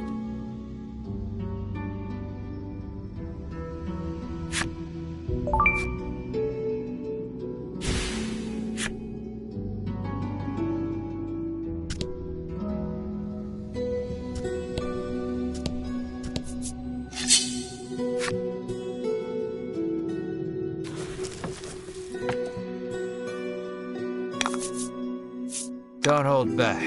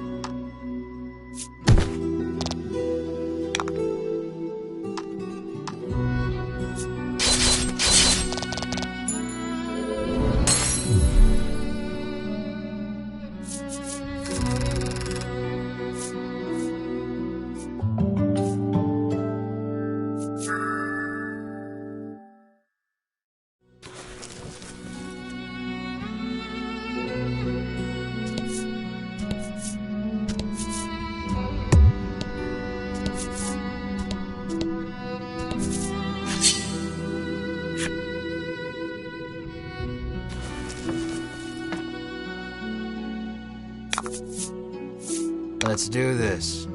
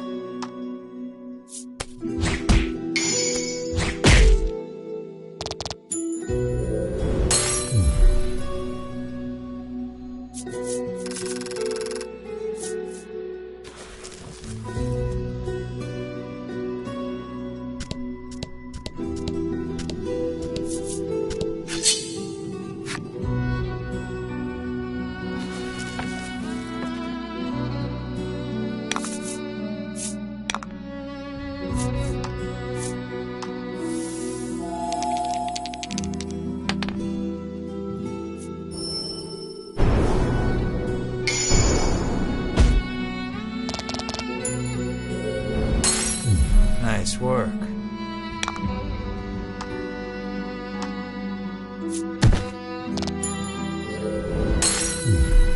You did great.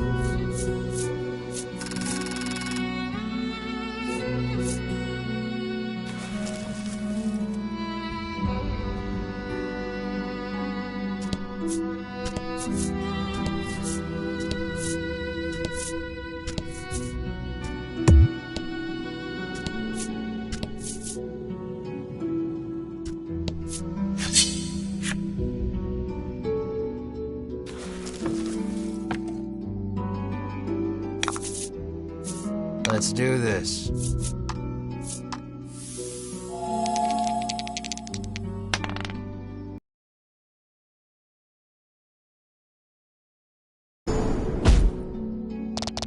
Fortune favors the bold.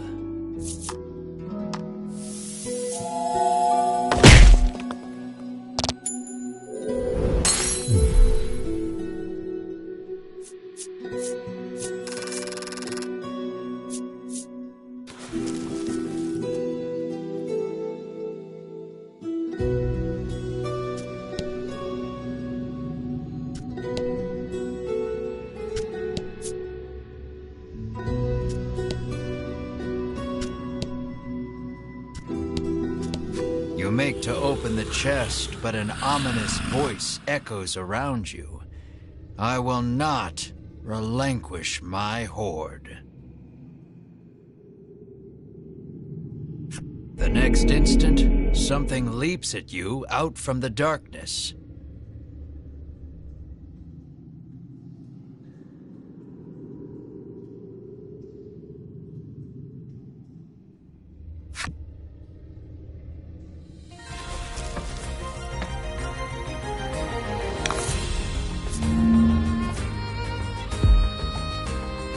Don't hold back.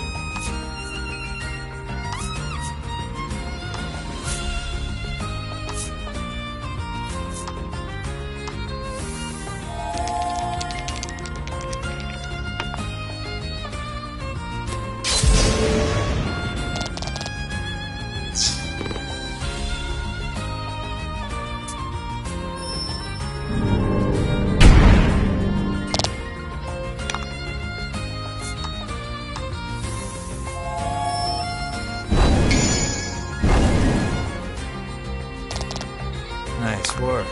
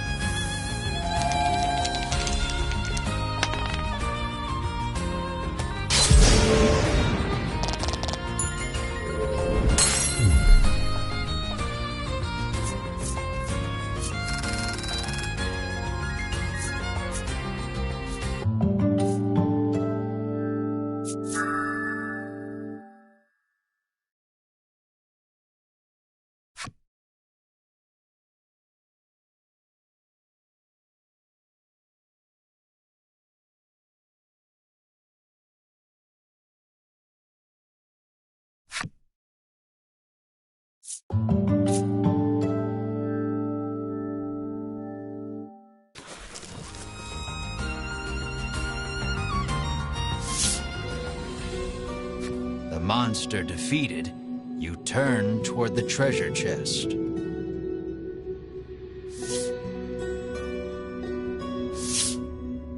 And see those Ivory Order jerks rooting through it. You rush over, but you're too late to stop them. Sweet of you to take care of the monsters for us, trills Winifred, favoring you with a smile. Tucking the spoils from the chest safely into a bag, the Ivory Order trio stroll away whence they came. Knowing you couldn't stop them if you tried, you can do nothing but stand slack-jawed and watch them go. The chest is empty, save for a ragged doll. Nice of them to leave us the trash, you grumble in irritation. For some reason, Melanie picks up the ragged doll.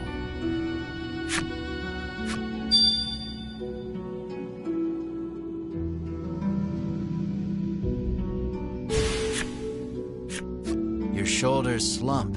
All that effort, and this is all you get to show for it? You find nothing else even close to treasure. Hope Cypri is ready for bad news. Leave now would be the fastest way out. You left the Western Cave.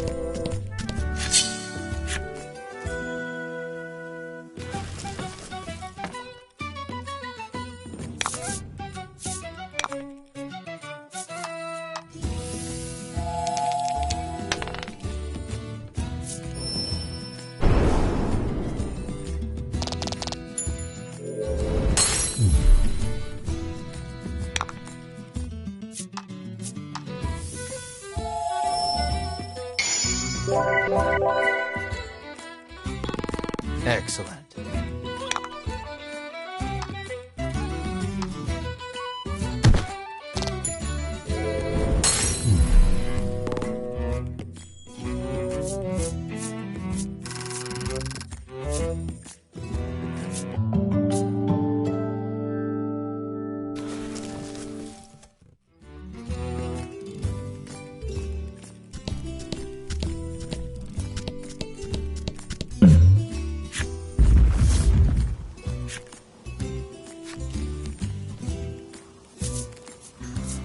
Hey, you all right? You call out to the crumpled humanoid figure before you realize it's a monster. You scramble up and the monster calls forth its fellows. Out from beneath the rocks they crawl, salivating over their prey. There's no avoiding a fight now.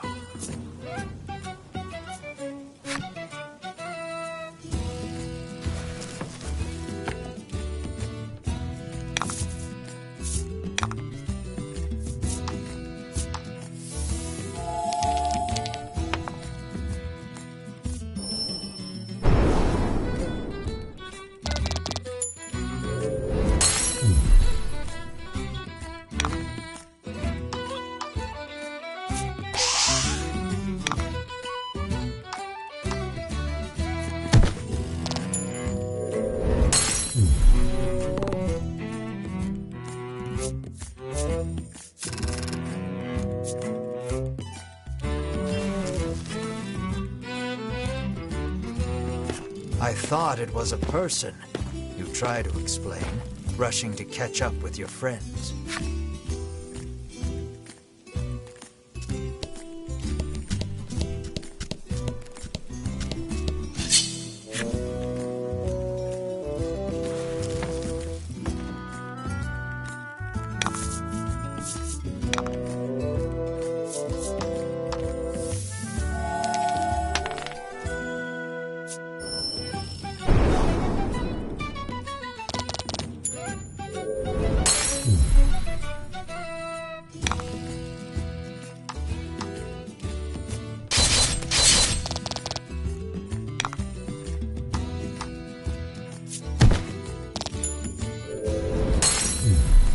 You did great.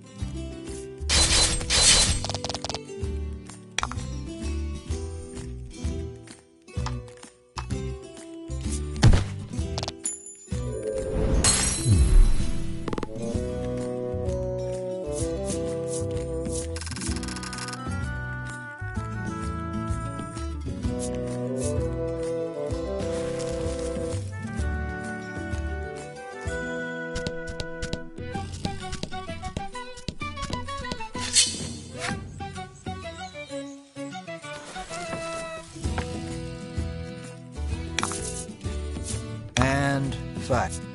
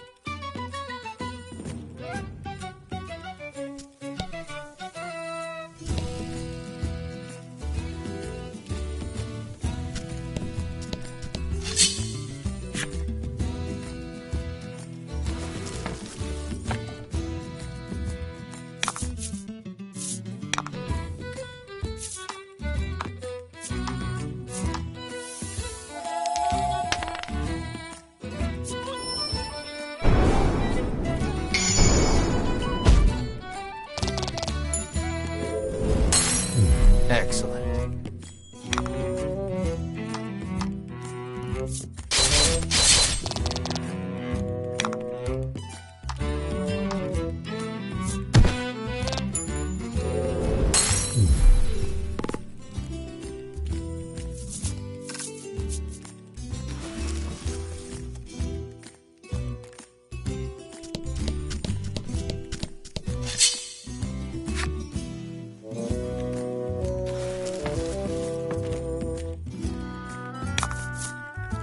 Don't hold back.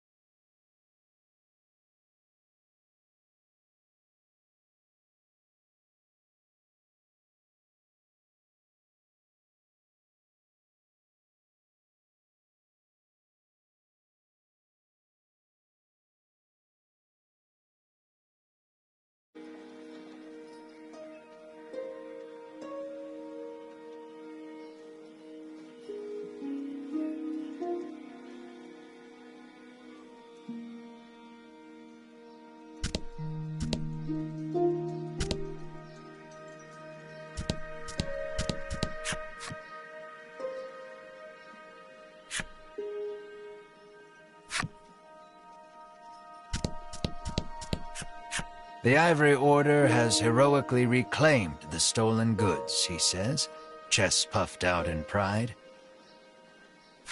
I just knew Winifred and her fellowship could do it.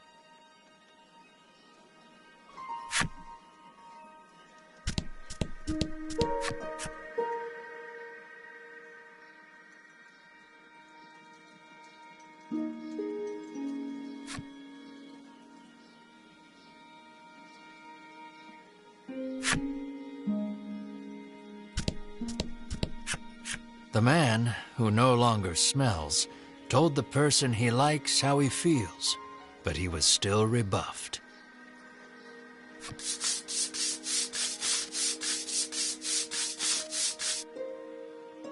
The smell may be gone, but he's still determined to polish himself up for that special someone.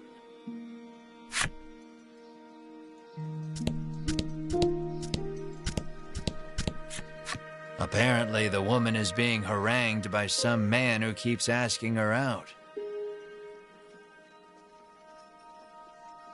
I don't know how many times I have to tell him he's just not my type, she sighs.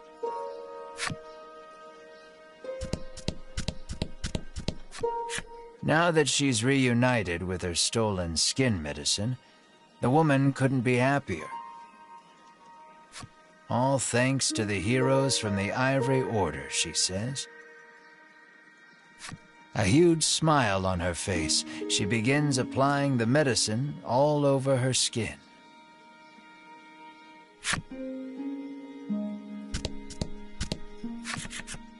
Were you able to find my treasure? Cypri asks. This is all we found, says Melanie, withdrawing the ragged doll. Cypri's eyes widen as soon as he sees the doll, and he reaches out to take it. Without breaking his gaze away from the doll, he begins to speak.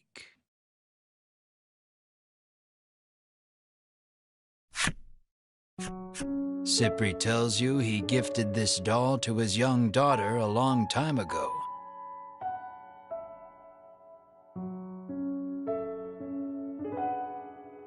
But she fell gravely ill and died. Since then, Cypri has treasured this doll as he treasured his daughter.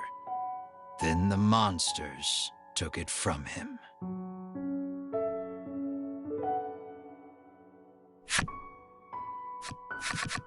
Cypri turns to Melanie, his head bowed deeply in gratitude. So you reclaimed the treasure by complete accident. You step closer to Cypri.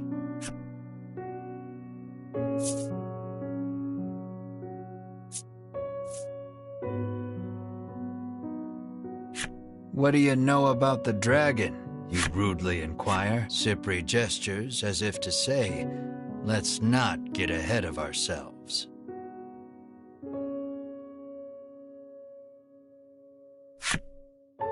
Far to the east of town is a place called Unionville, where monsters and humans live together in harmony. According to Cypri, you might be able to learn something there, as the dragon and monsters are not totally unrelated. Upon hearing that, you turn on your heel to leave. Cypri calls out to stop you. Journeying to Unionville entails traversing the dense expanse of the bewildering wood. You'll need this, he says, and holds out something for you.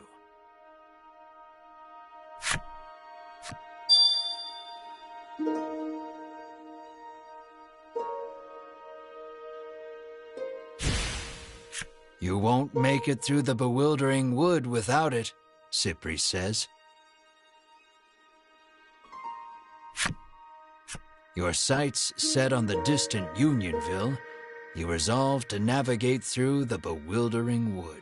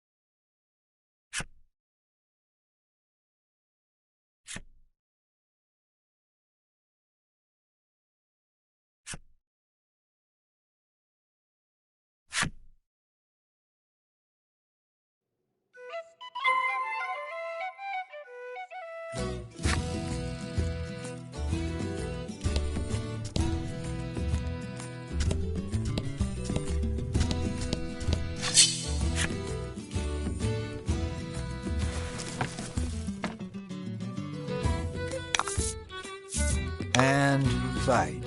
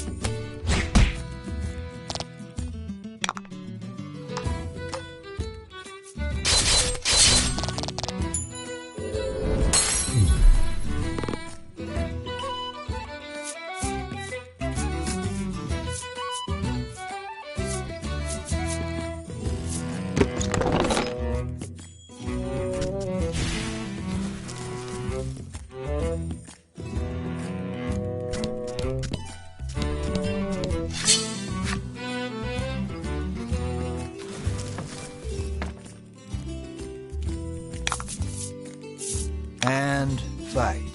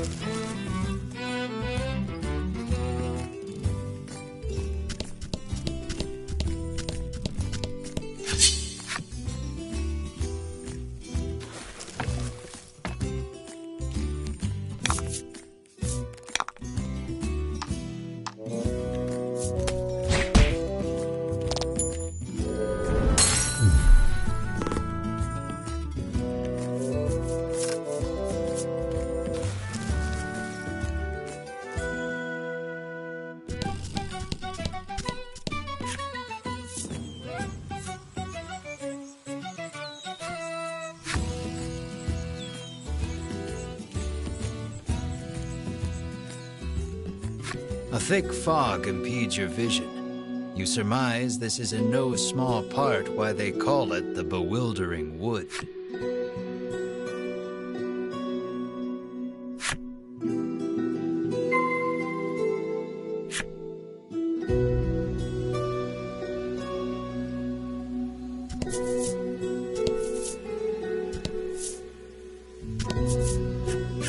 Many a brave soul has set foot in this wood, only to be swallowed up and never seen nor heard from again, the traveler intones gravely.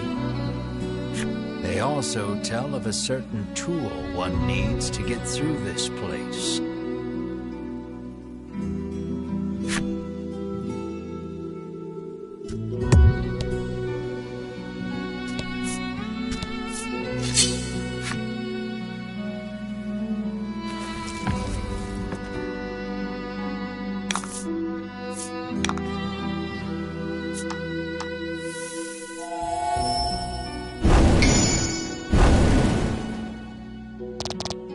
Nice work.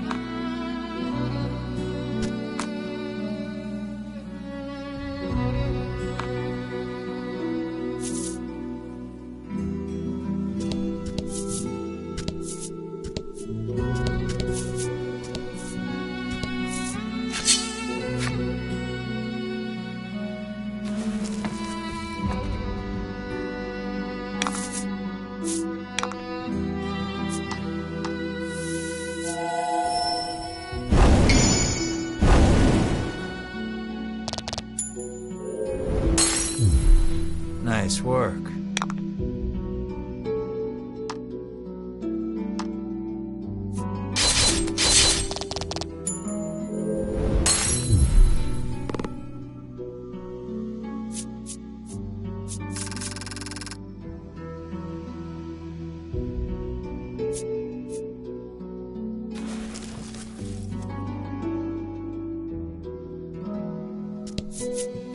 A message is written on the sign. Seek out the four Stela hidden deep in these woods.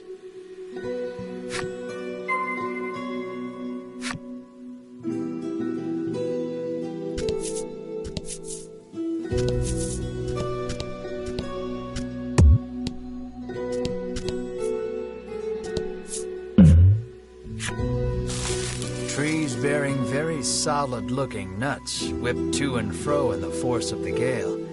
This doesn't bode well for you.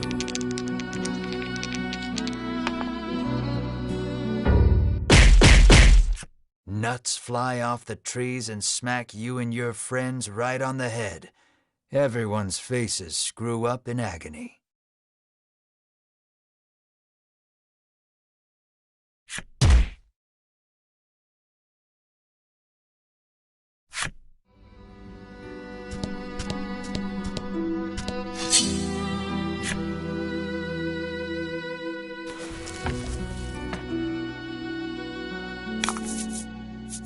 Let's do this.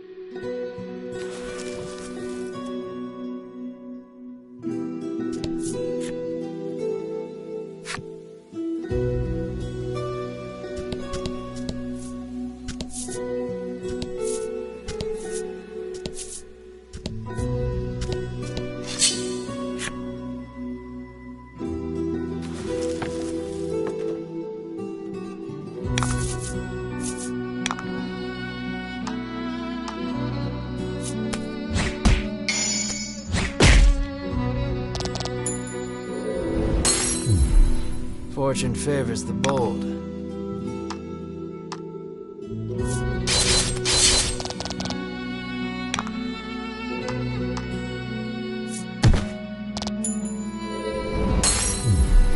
Congrats.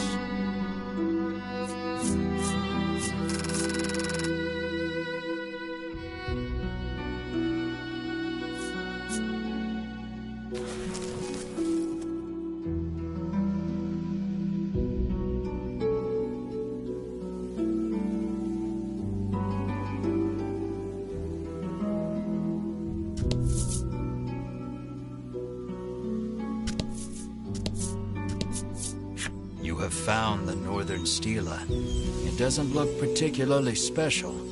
You resolve to touch it anyhow.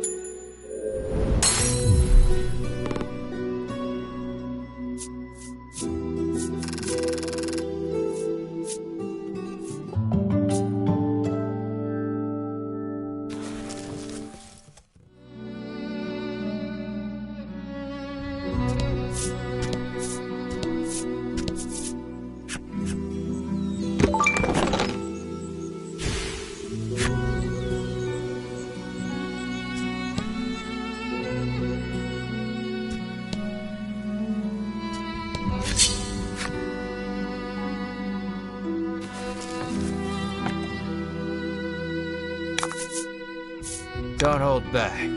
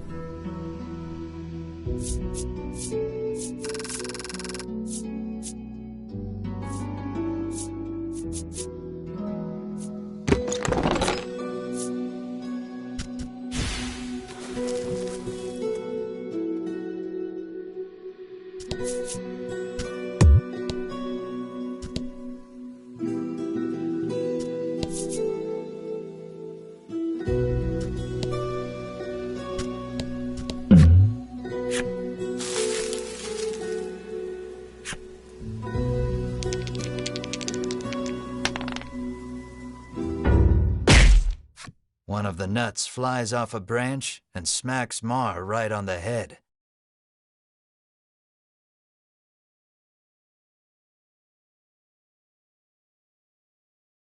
Poor Mar clutches the spot, eyes tearing up from the blow.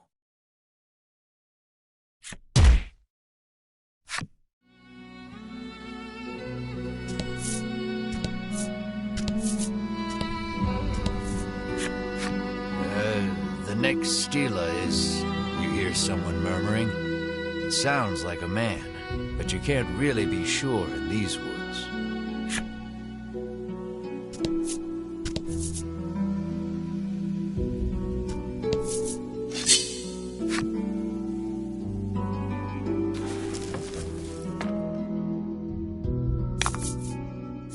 And fire.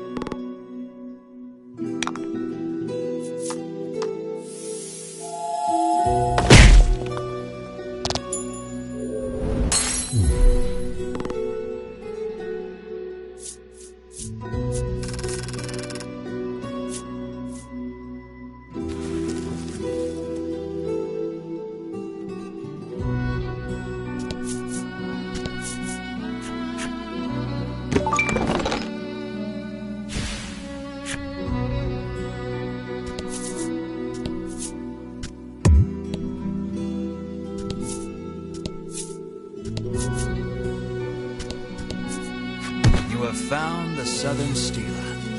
You smack it and hear a sound off to the west. You'd best head that way next.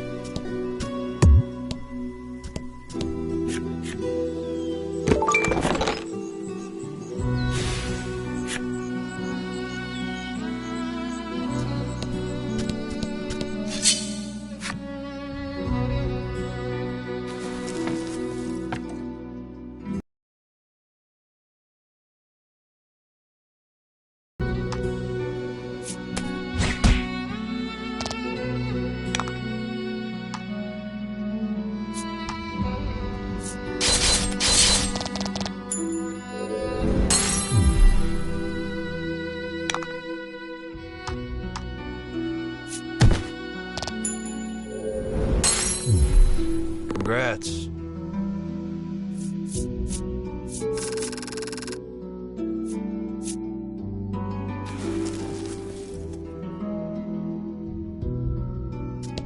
You have found the Western Stela, which you swear up and down was not here when you came in.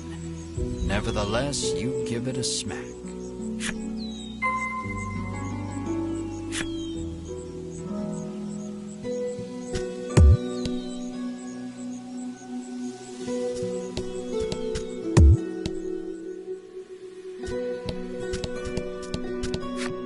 The man sighs, realizing he may never be able to escape with his current tool set.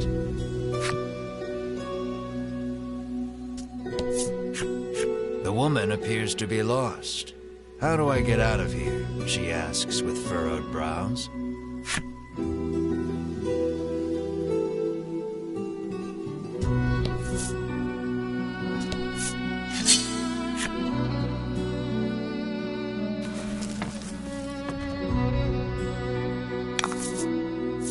Let's do this.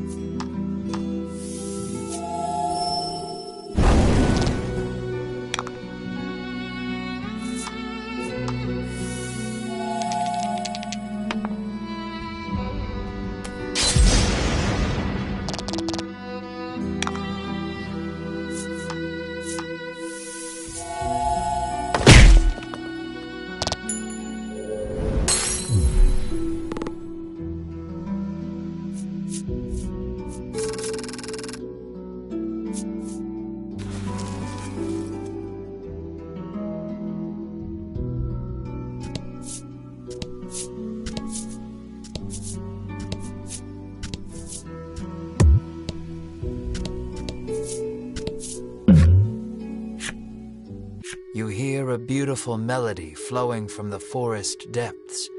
It sounds like singing, or perhaps birdsong. Your body is soothed by the gentle tone. It feels as though your fatigue has somehow washed away.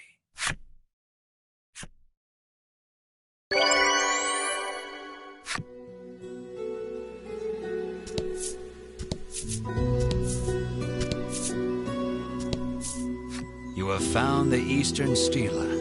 You see the words Melody of Fortune chiseled into the corner. You have investigated all 4 of the Stela and the bewildering wood. You hear a sound, and it's not all that far away.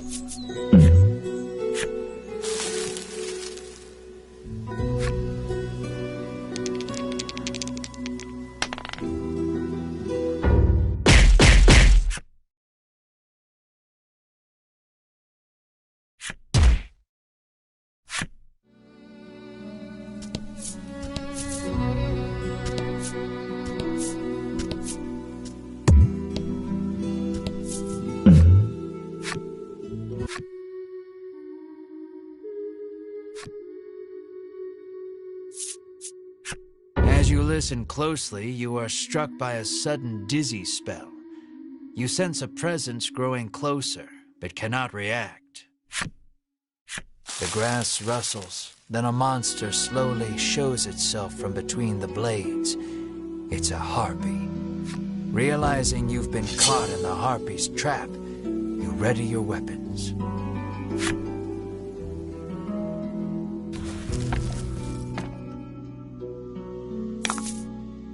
Don't hold back.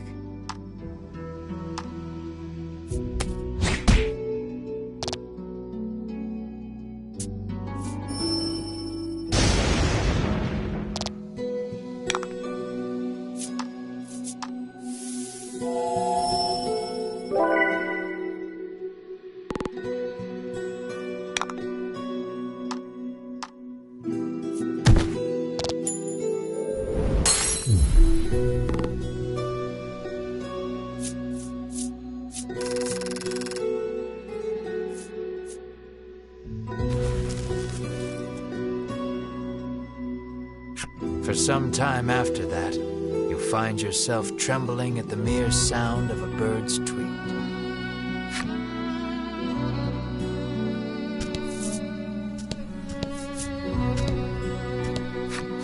You examine the stela. The message carved into the stela reads, "Play in tune with the forest." You hold the woodland flute you received from the good doctor in Thriston.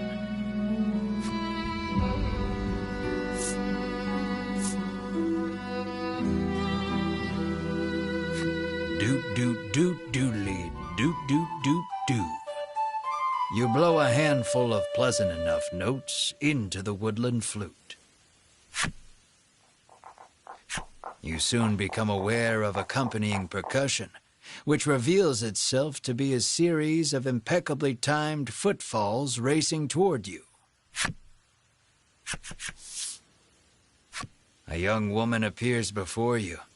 "That was absolutely dreadful," she whinges, her jaunty gait betraying her enjoyment.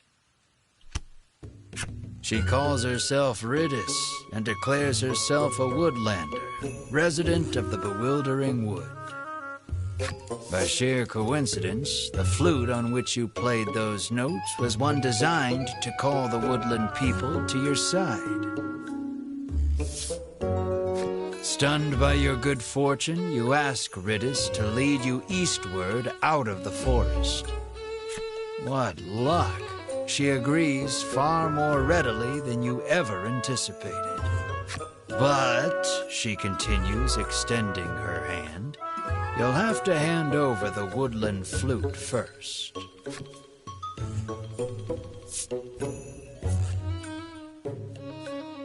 You hand over the flute, firmly restating that she may have it on the condition she leads you out of the bewildering wood.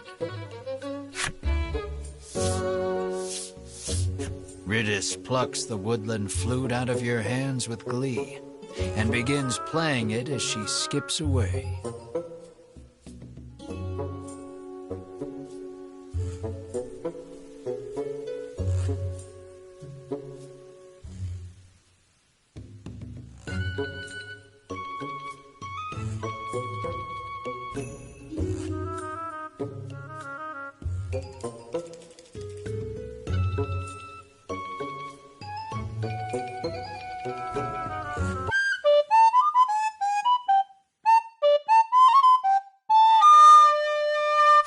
Well, playing is a generous term.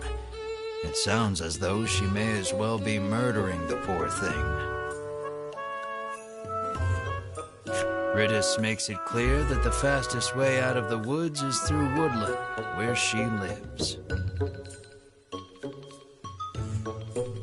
"It's that-a-way," Ridis says gleefully, pointing past the stela before you.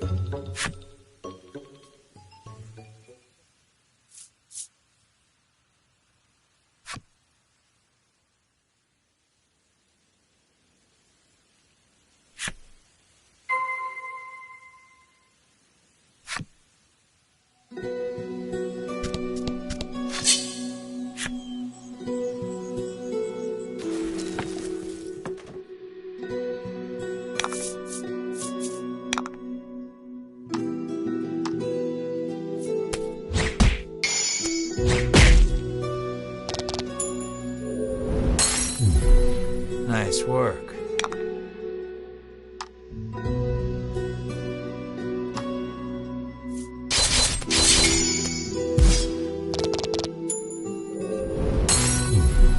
Congrats.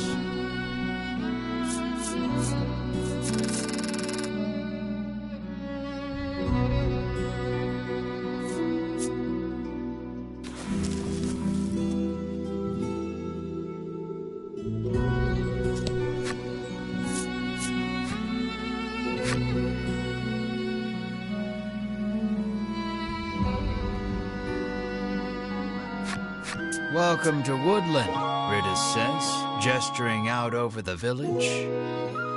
Now, if you'll excuse me, I'm quite busy for the rest of the day, so you'll have to wait till tomorrow to leave the forest, she says, and makes her way home.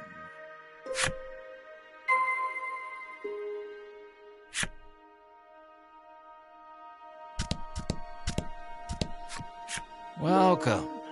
100 gold pieces will get you wherever you're headed, the master says as you set foot in the carriage shop.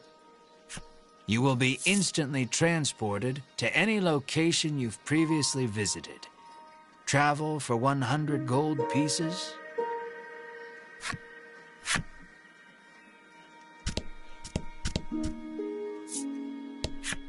Welcome to the Forest Oasis, the man greets you warmly.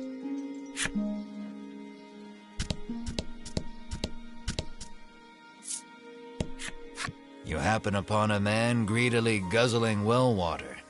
Could it truly be that much better than ordinary water?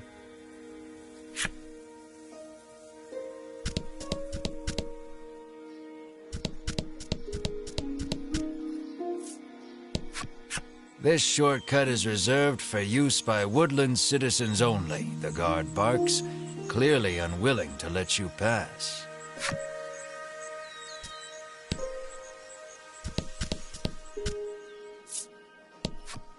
Apparently she's heard rumors of the dragon destroying another town somewhere. Our village would burn down so easily, she mutters, perhaps a bit more afraid of the symptom than the cause.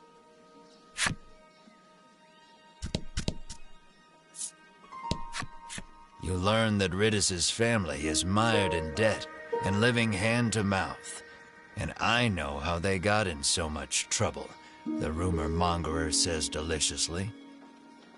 We are not in the business of meddling in the personal affairs of others, Melanie says curtly, cutting her off.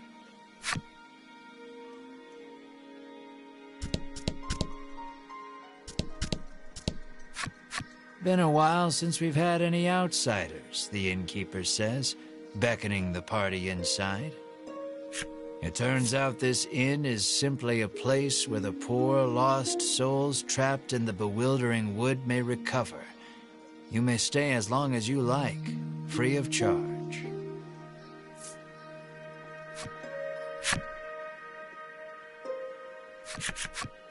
The wooden dining table practically groans under the weight of the platters upon it, all brimming with meats and vegetables from the bewildering wood.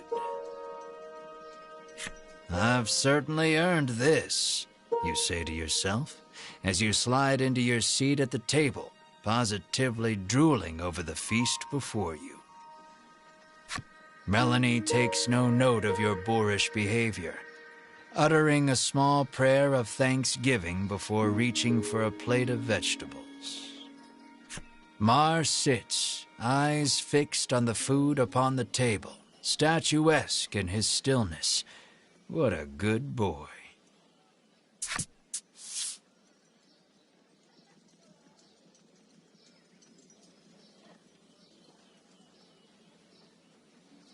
Mar clears the entire table in a matter of seconds, even emptying the water barrel in a single gulp. He lets out a self-satisfied burp that sends a small jet of just-drank water arcing out onto the floor. The sun sinks low, and the day draws to a close.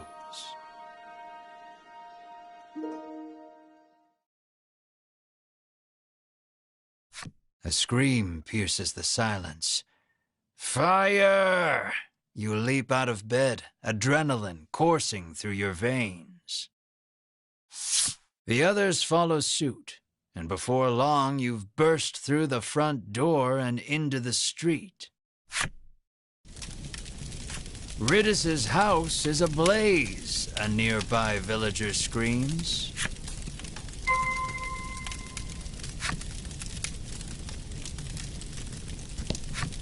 Someone save our poor village, prays the man, his eyes fixed upon Riddis's smoldering home.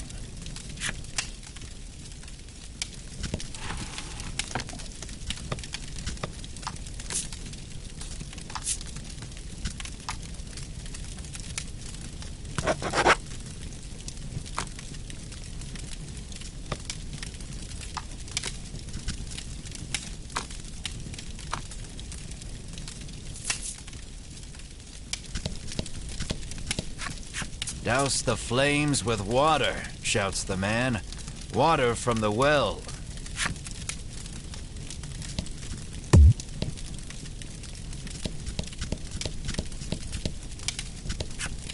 The dragon's going to burn down our village next, cries the girl, as if the world is ending around her.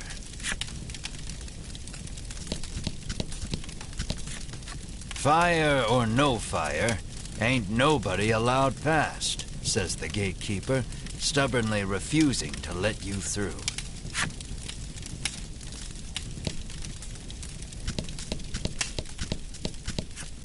From a distance, the woman watches Riddis's house burn, despair on her face. My mother is still inside, Riddis shrieks, darting past you to fetch water from the well south of the village.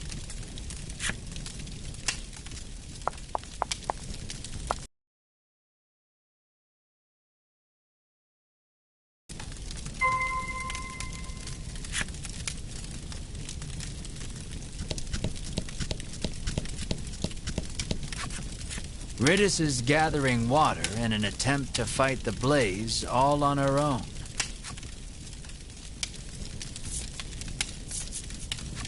Mar's eyes light up. He scrambles over the edge of the well and sucks the well dry in an instant. He pokes at his swollen belly and gestures toward Riddis's house, as if to say, "Get me back there, quick."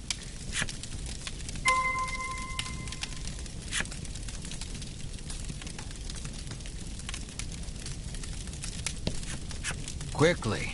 Put it out. You have to put it out, Riddis screams at Mar.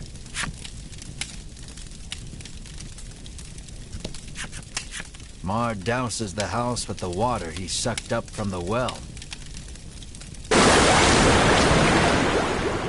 The fire is reduced to mere embers, and all is well.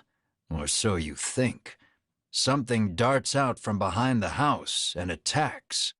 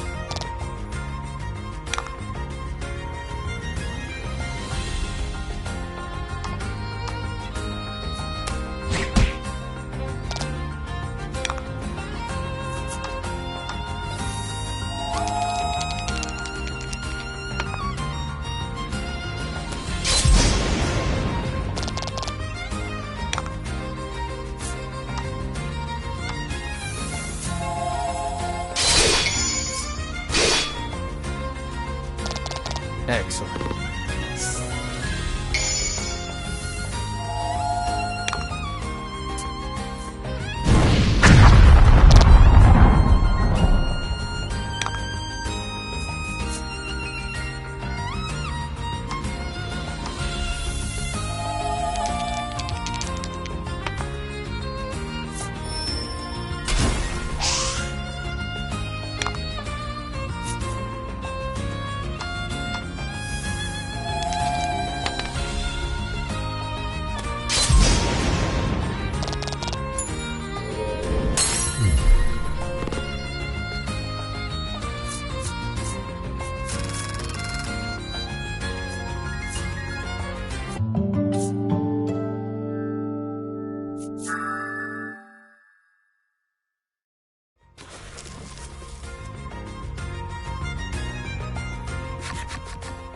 The fiery beast dispatched, you return to putting out the last of the blaze with Mars' help.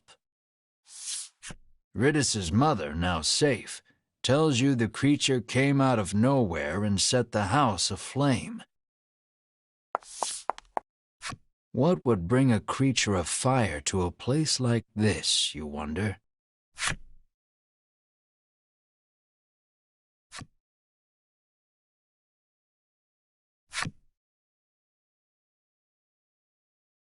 Light breaks on a new day, and the commotion of the fire feels but a nightmare. You lead your party to Ridus's house to ask for safe passage out of the bewildering wood.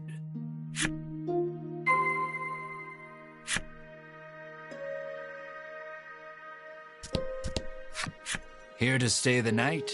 The innkeeper asks the moment you set foot in the inn.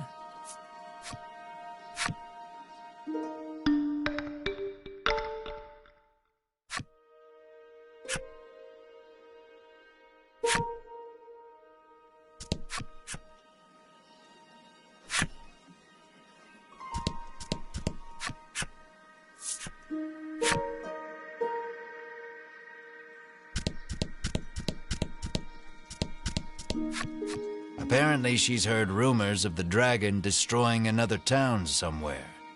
The girl heaves a sigh of relief after learning the fire wasn't the dragon's doing. You didn't hear it from me, but the cause of the fire was, she whispers baseless gossip in your ear.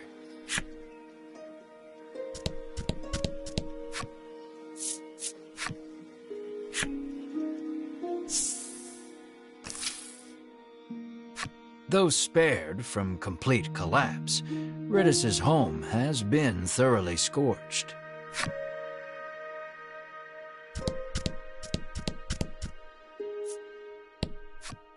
Ridus's mother tells you she was once deceived by a crooked merchant and plunged into debt. Ridus has been working to repay the debt ever since her mother took ill. You lightly press your thumb and forefinger to the corner of each eye, a mixture of sadness and anger swirling within you. Ridus's mother is in no small amount of pain.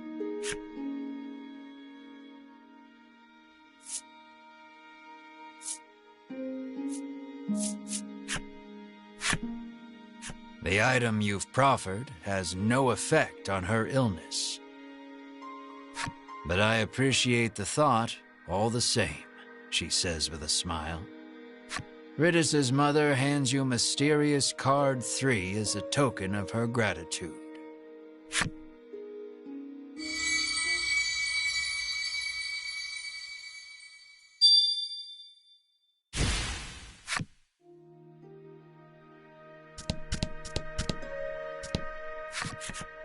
Ridus sits alone in one of its rooms, the air thick with the smell of char. There shouldn't be any fire creatures for miles, she grumbles.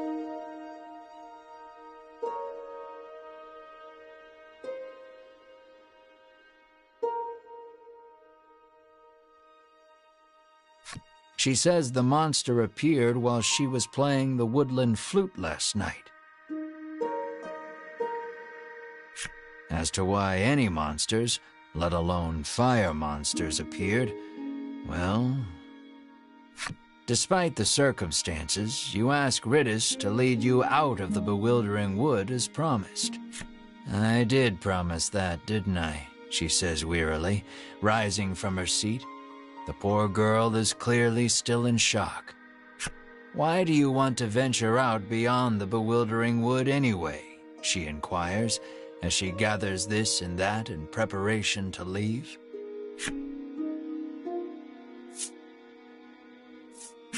We are in search of the dragon, you say valiantly, adding, the reward will be significant should we defeat him.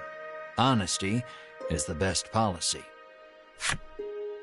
Sounds like a real risky way to make a living, she replies flatly, feigning interest.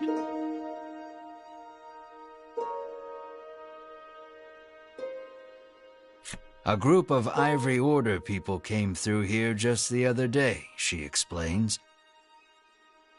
You connect the dots with malice. Those three, you seethe.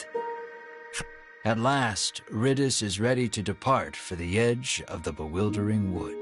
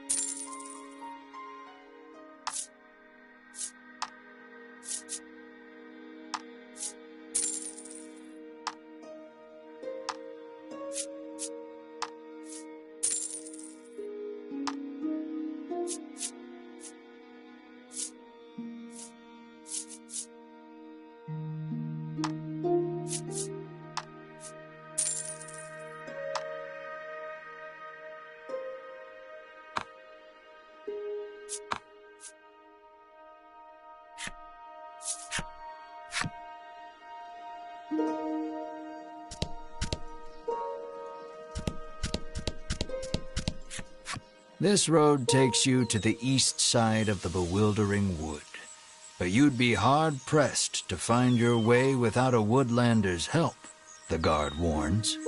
Upon seeing that Ridis is with you, he steps aside and lets you through.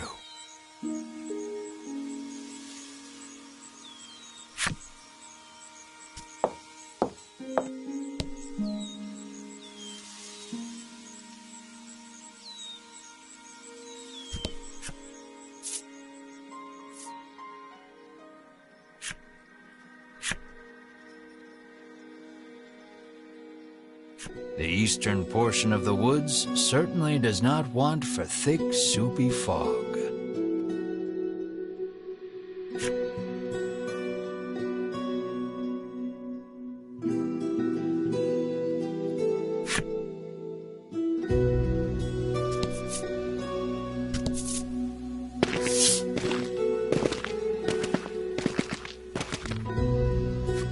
Turn away, ready to lead the party deeper into the bewildering wood.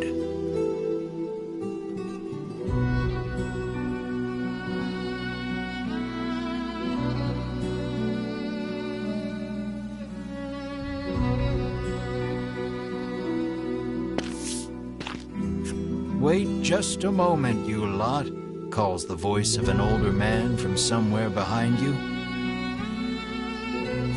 Riddis appears to be familiar with him. She calls him Mr. O. Here you are, young lady, he says, handing her a slip of paper.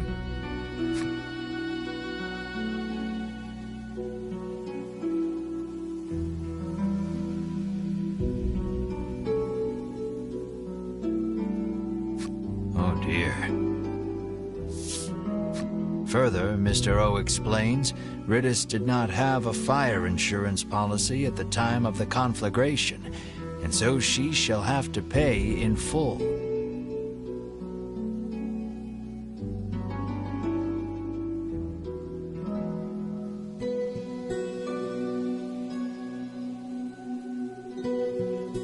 I'll thank you kindly to pay by the end of the month.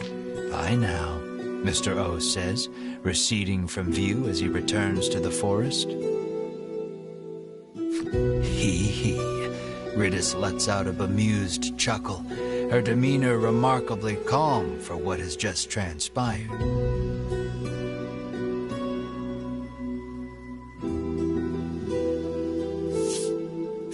She pulls the woodland flute from her cloak and begins softly playing.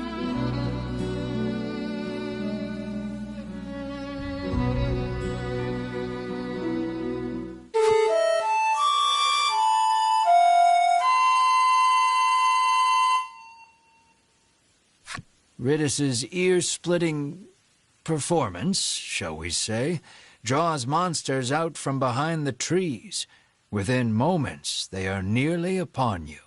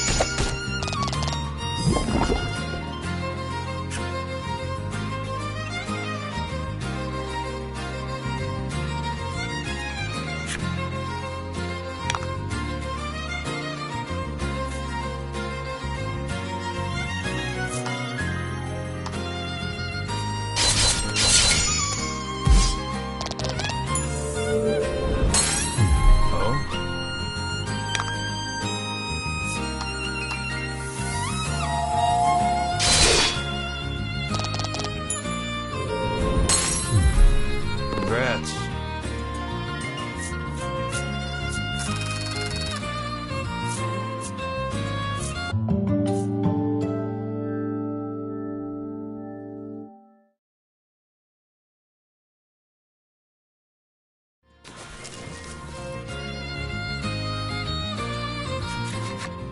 That's odd. I must have made a mistake, Riddis says, burying her face in her old book once more.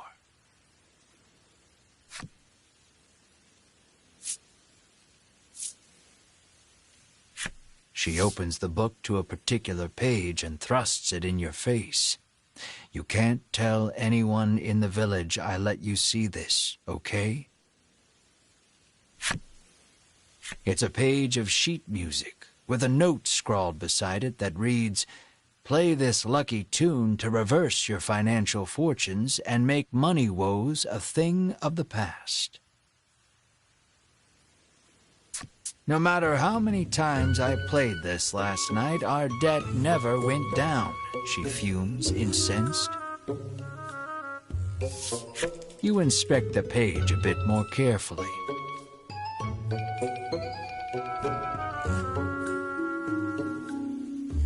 Off in a corner, in letters so small as to be illegible, another message reads, "May summon monsters if played incorrectly." You finally see that so long as Ridis holds the flute, this is nothing more than a monster conjuring melody. You snatch the woodland flute from her hands. You have lost your flute-playing privileges, you inform her. But I'll never escape from this mountain of debt without it, she cries, clearly still believing in the melody of fortune. Melanie quietly opines that while Ridis is many things, bright is not one of them.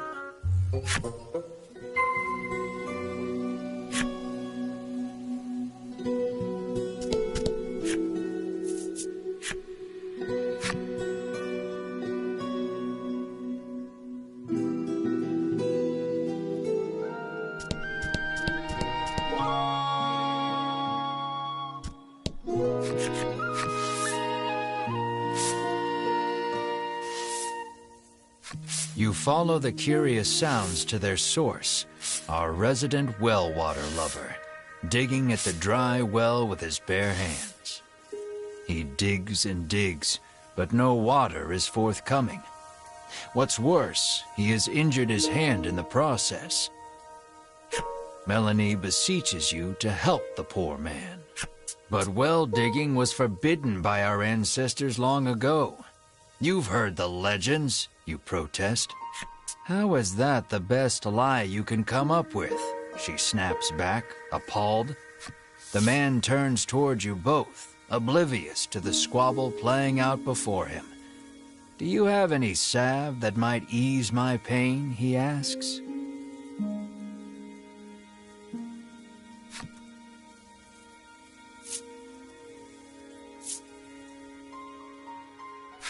You hand the man some salve.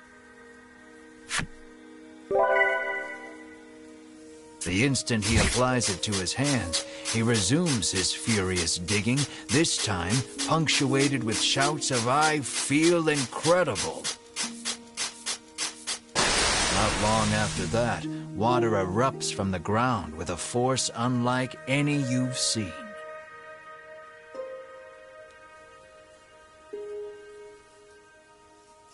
He sidles up to the jet of water and begins drinking from it as one would from a fountain.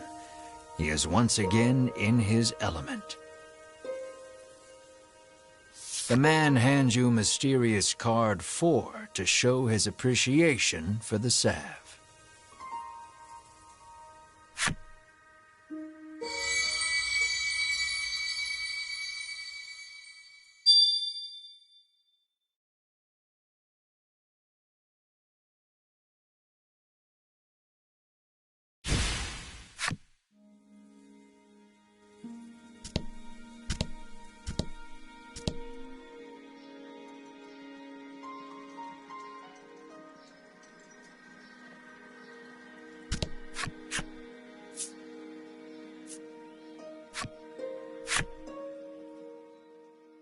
While no one is looking, you begin playing the melody of fortune on the woodland flute.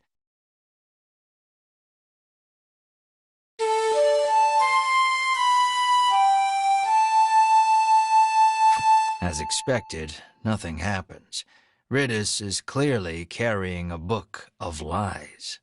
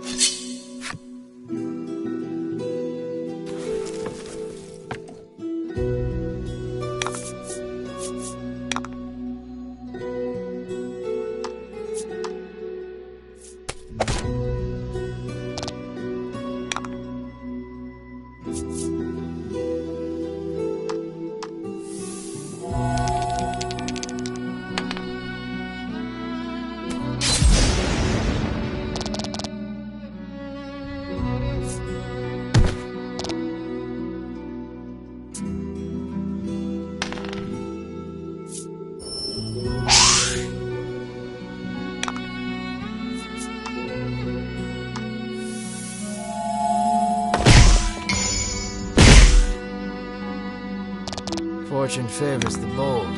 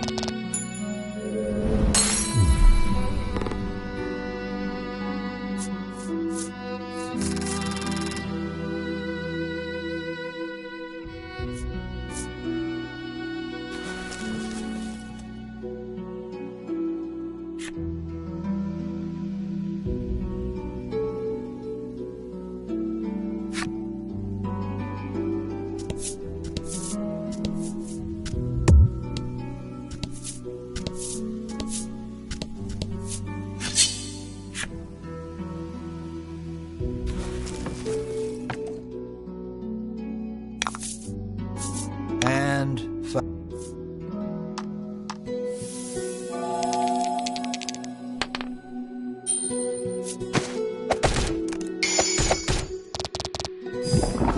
excellent.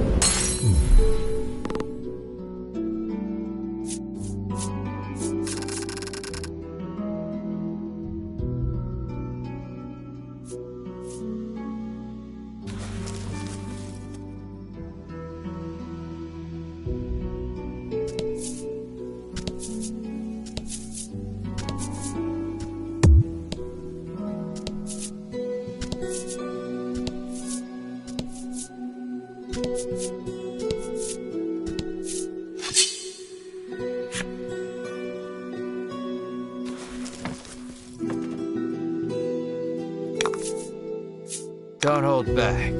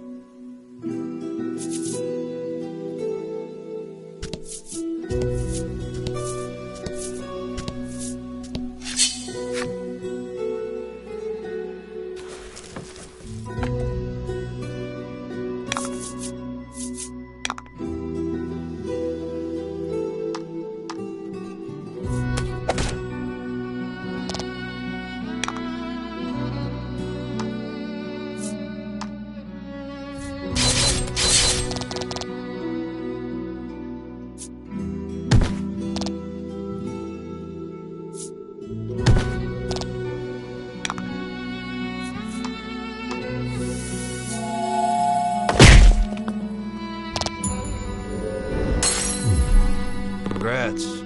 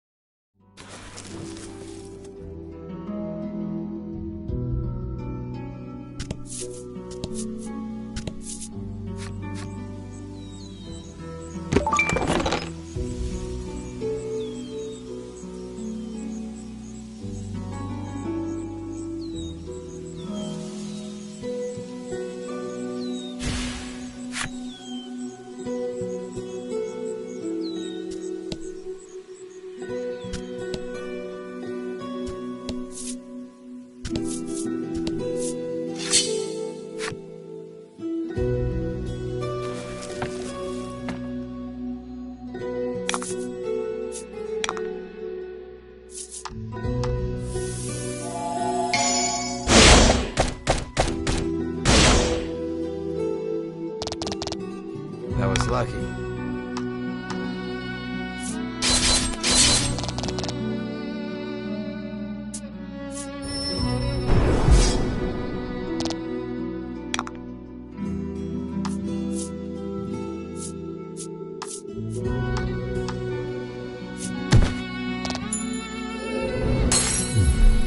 Congrats.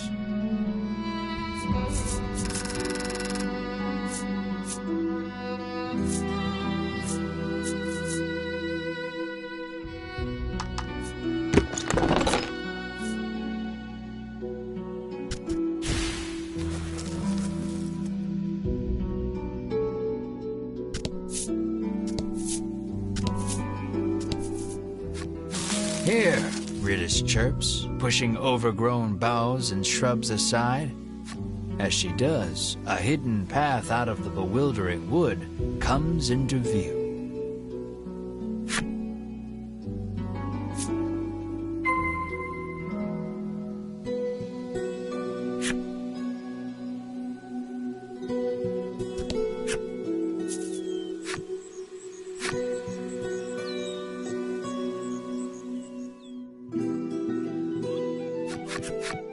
At last, you are free of the bewildering wood. Praise the power of the Woodlanders, you squeal in admiration of Ridis.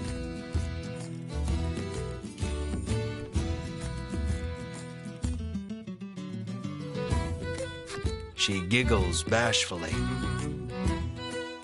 You've certainly kept your promise, you say. Thank you for showing us the way. I was hoping I could join you on your quest to defeat the dragon, Ridis suddenly blurts out.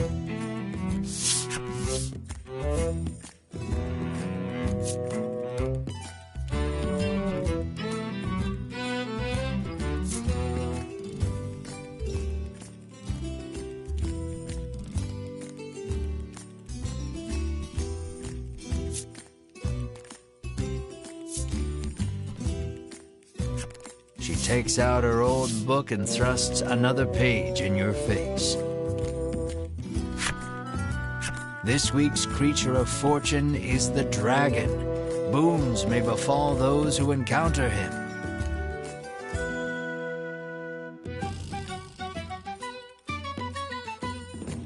Melanie's jaw goes slack. What is the deal with this book? Melanie asks, bewildered. I can probably pay off my debt if we can just defeat the dragon, Ridis chirps, revealing her true intentions. No, I won't dilute my share of the riches any further. No more additions to the party, you bark.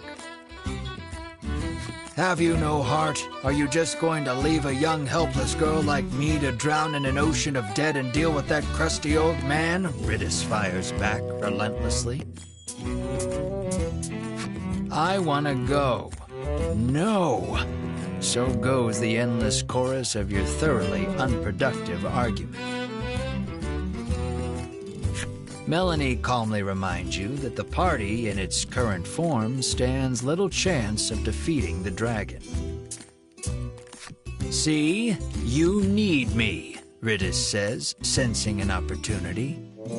Your well-reasoned argument of no thwarted, you nod your head in resignation and welcome Ridis to the party.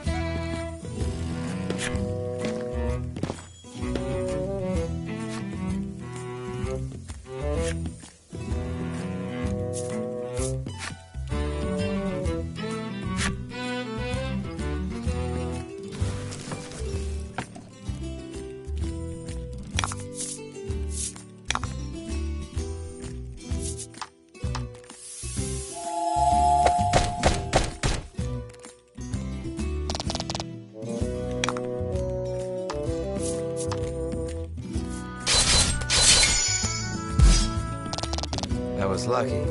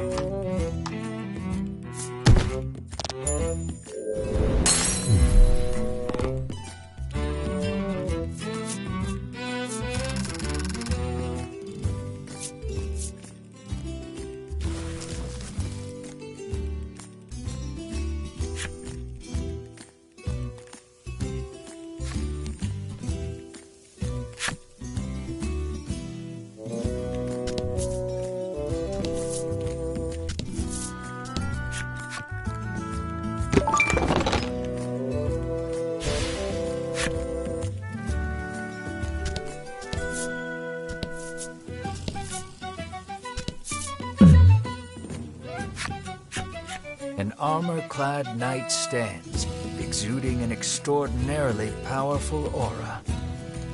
The knight faces you and asks, "Might you be challengers?" But after sizing you up for a long moment, his shoulders slump and he mutters, "No, you are not yet ready." "Grow strong, young ones," he says, then returns to standing in silence. It appears he awaits a stalwart warrior to challenge him.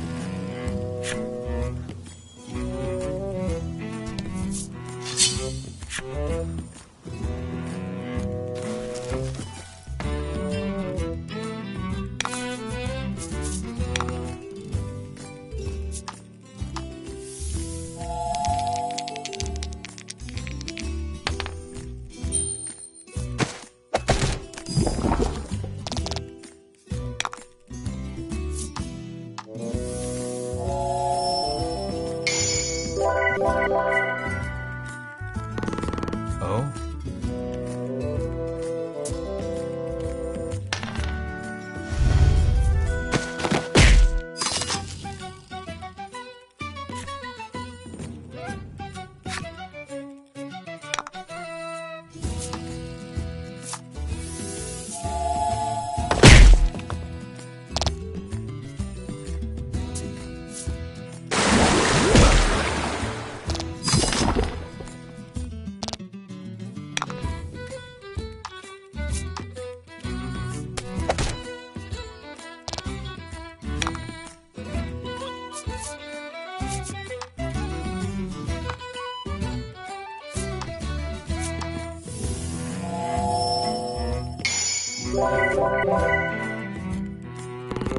That was lucky.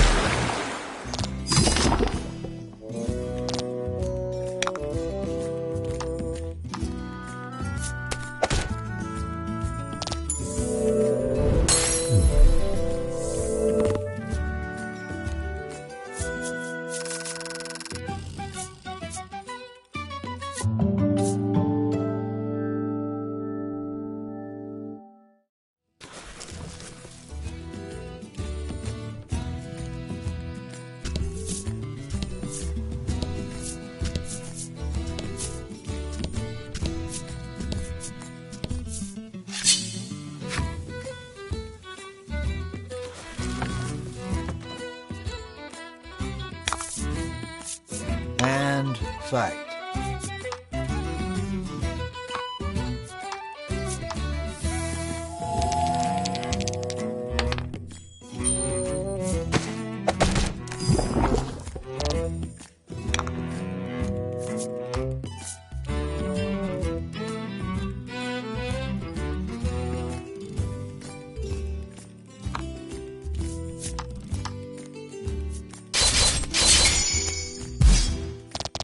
Fortune favors the bold.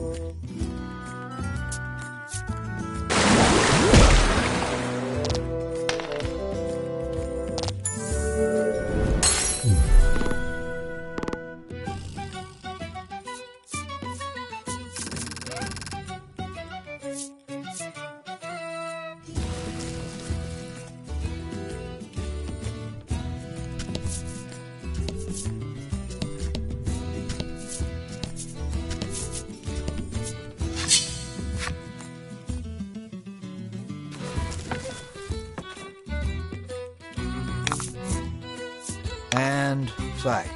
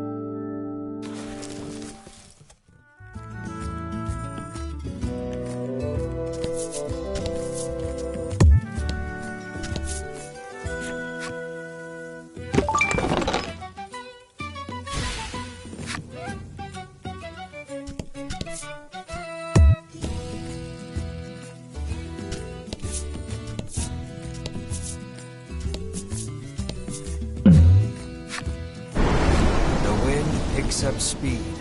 A tornado is forming.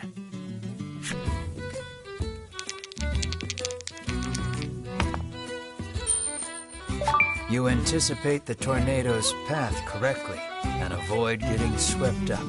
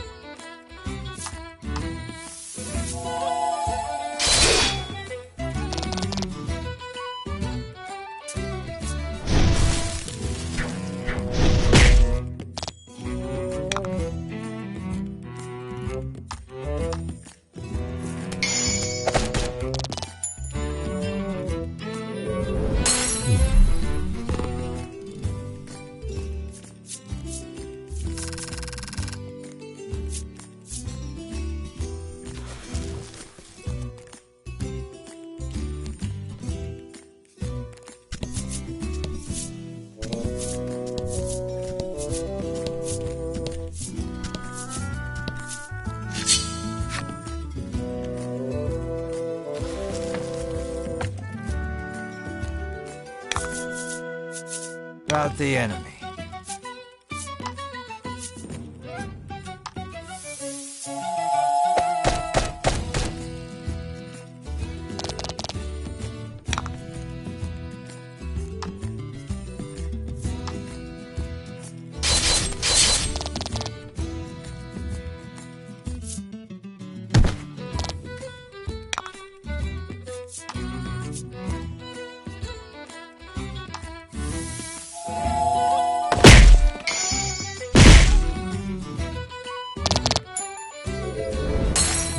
That was lucky.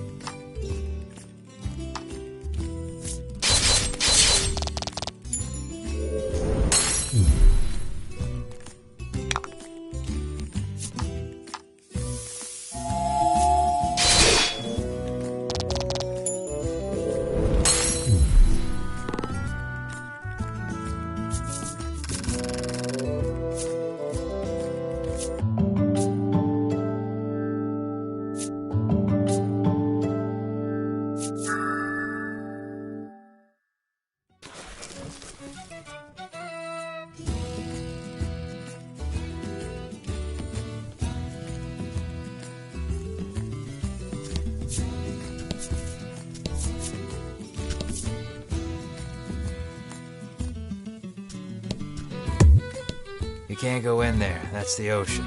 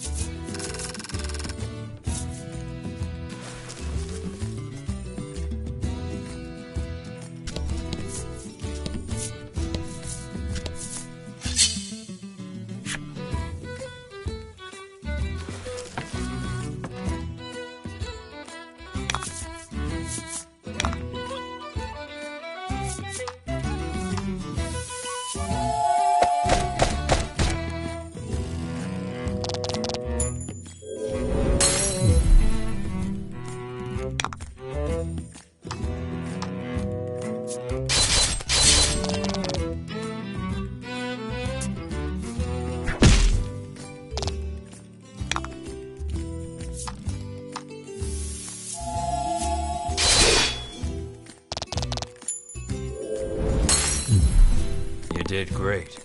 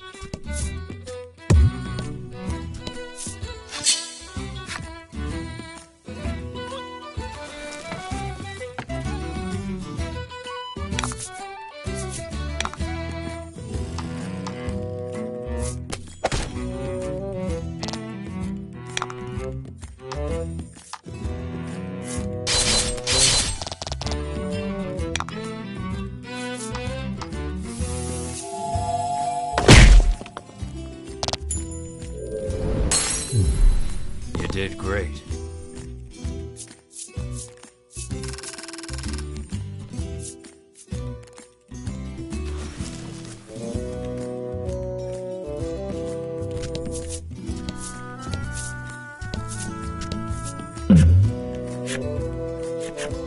You come across two men sitting on a rock.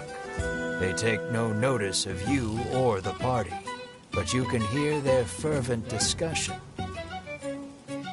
You listen in and deduce that they are a pair of thieves.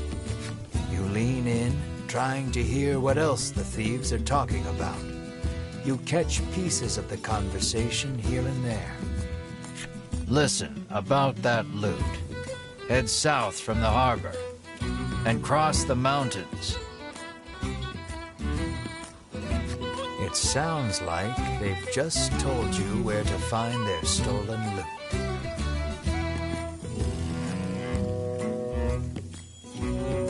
You hastily grab a scrap of paper, write down what you've heard, and quietly sneak away.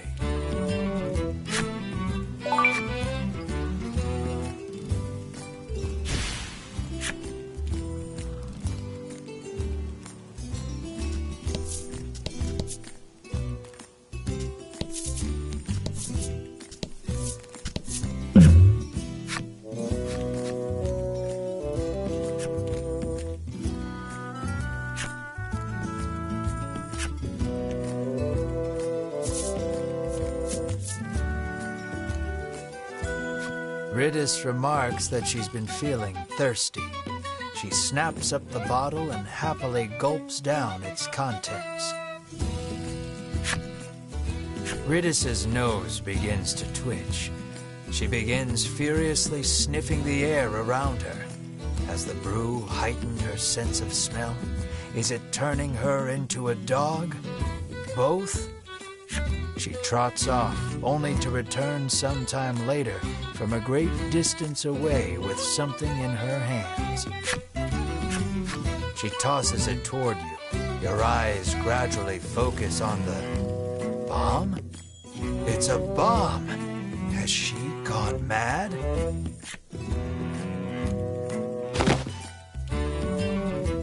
Despite your abject panic, you somehow manage to softly pluck the bomb out of the air and prevent it from obliterating the party.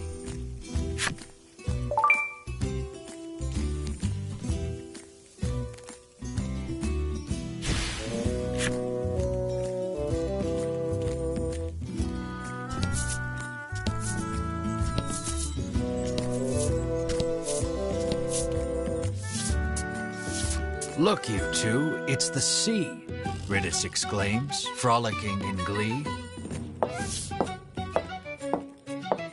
You, on the other hand, trudge along as far as you can from the coast, ignoring the hair sticking to your forehead.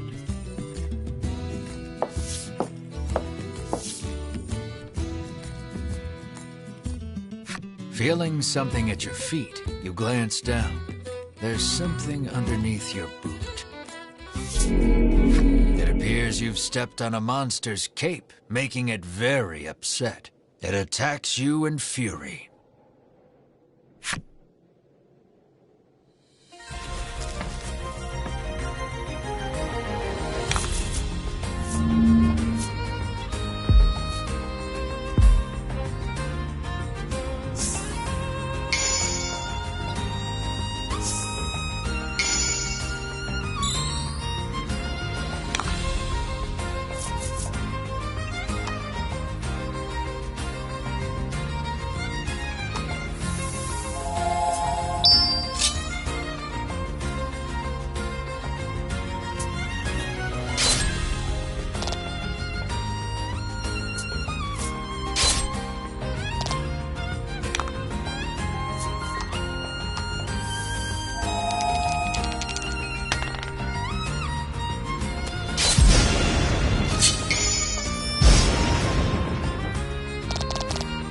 I was lucky.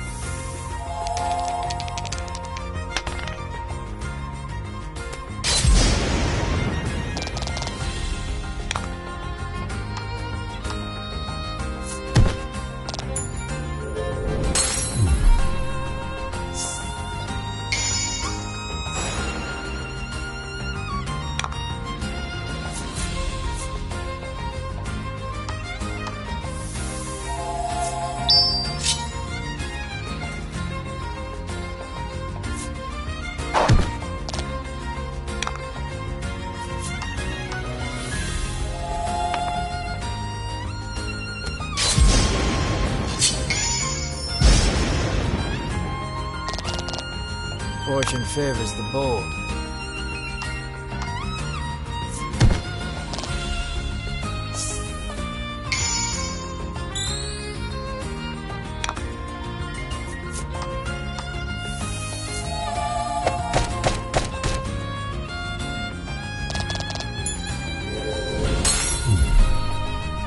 Congrats.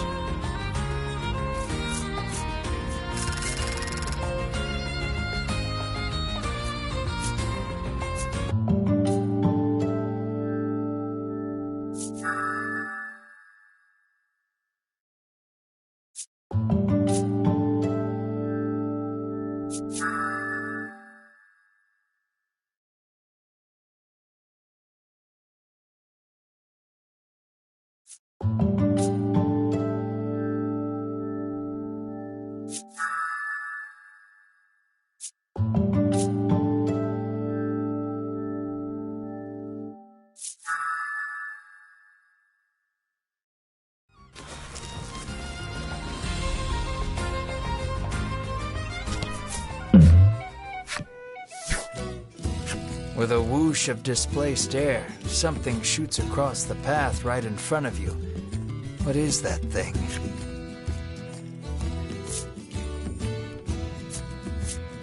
You grab your weapon, thinking you're being attacked, and see only an empty bottle of medicine rolling along the ground toward you.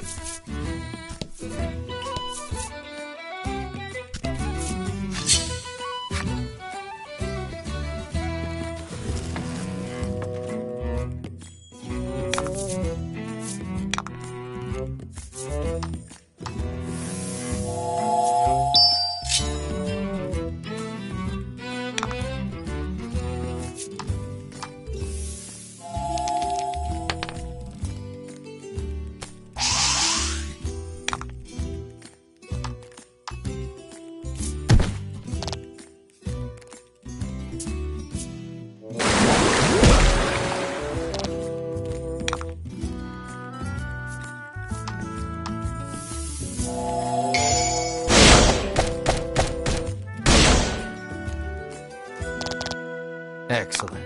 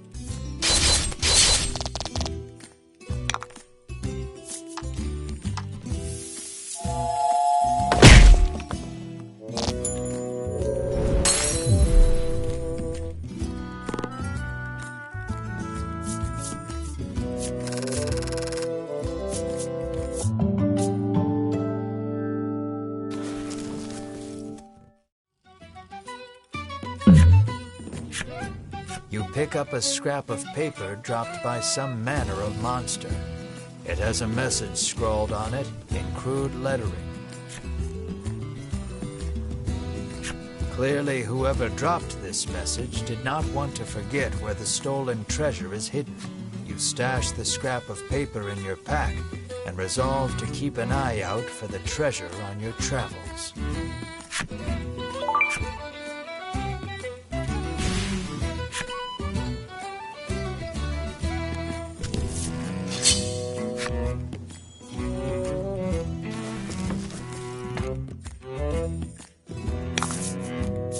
About the enemy.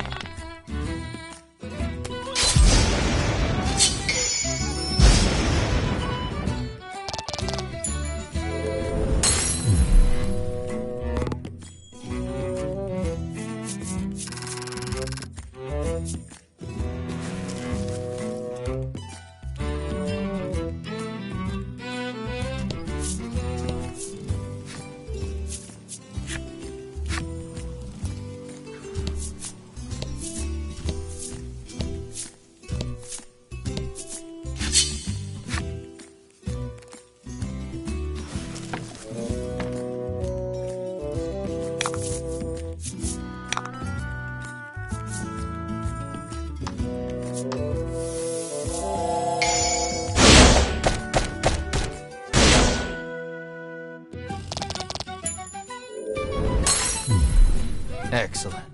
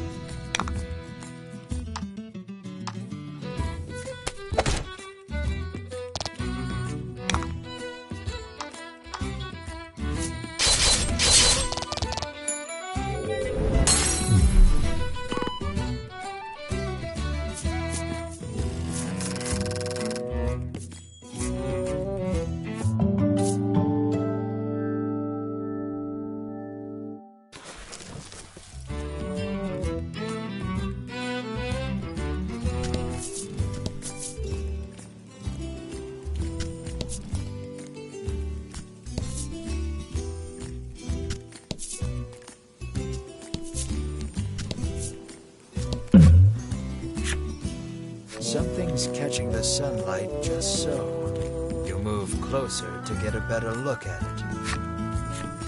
You find a chest lodged in the hollow of a tree. Something about this feels familiar. You fish a note out of your pack. Sure enough, this is the location those thieves mentioned when you were eavesdropping. Quite convinced you've found their stash, you open the chest with a self-satisfied smirk on your face.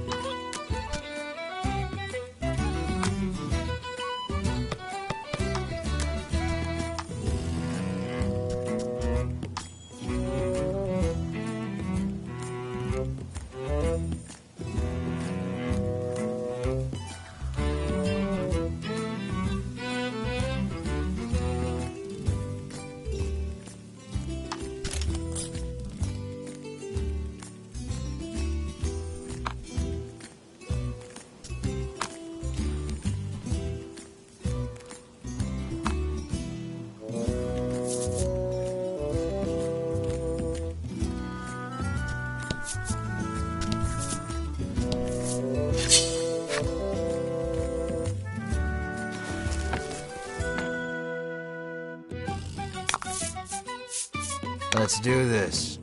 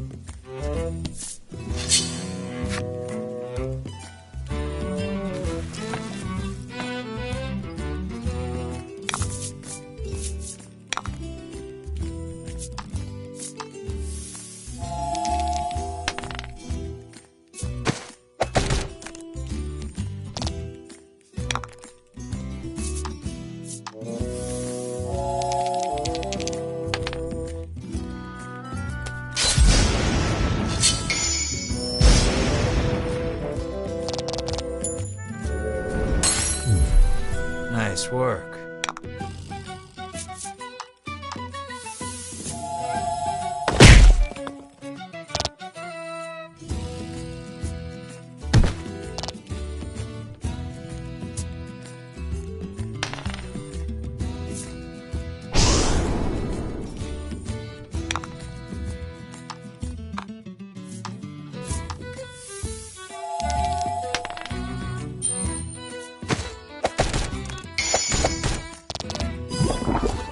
Excellent.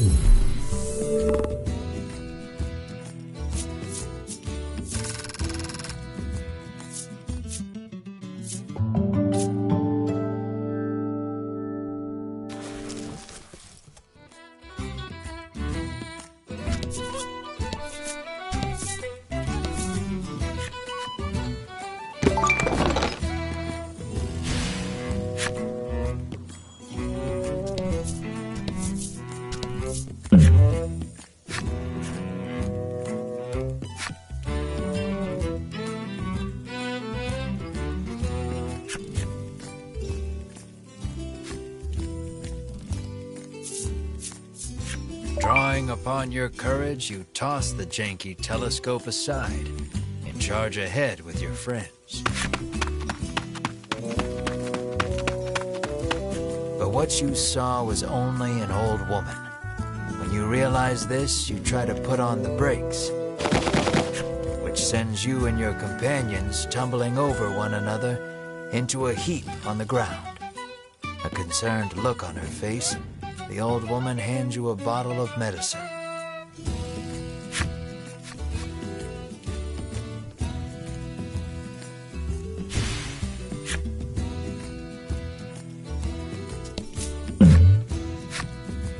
You spy a rather large number of monster prints on the ground.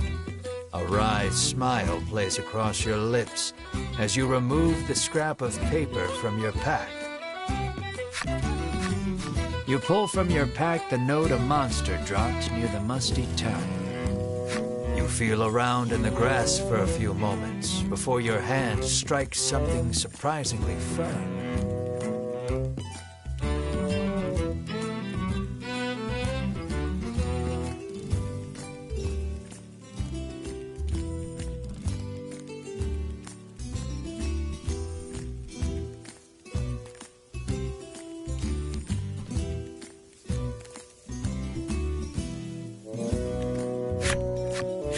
The scrap of paper tells no lies.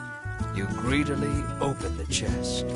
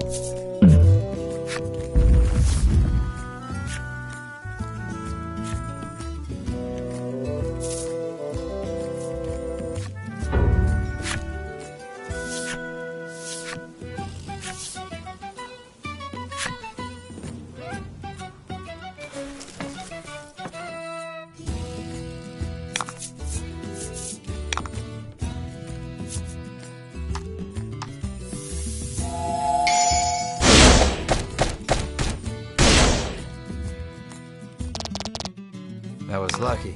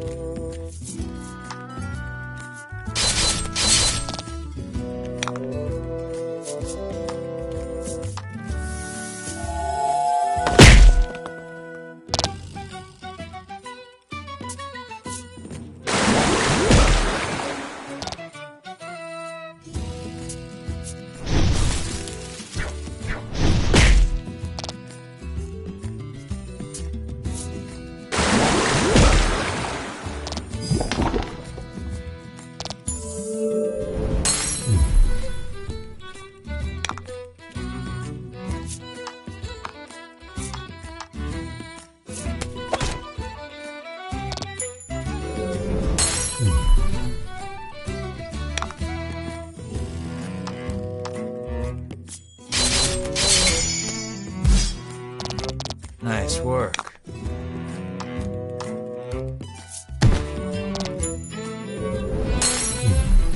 You did great.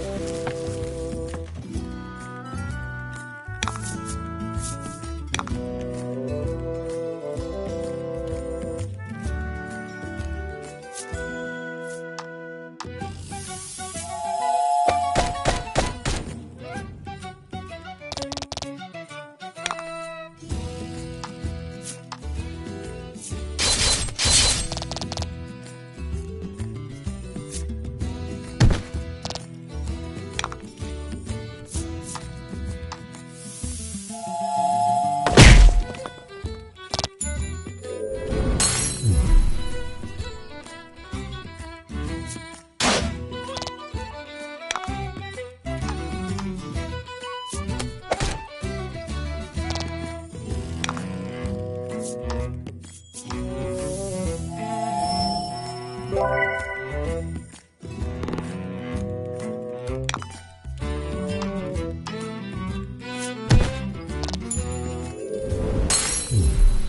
did great.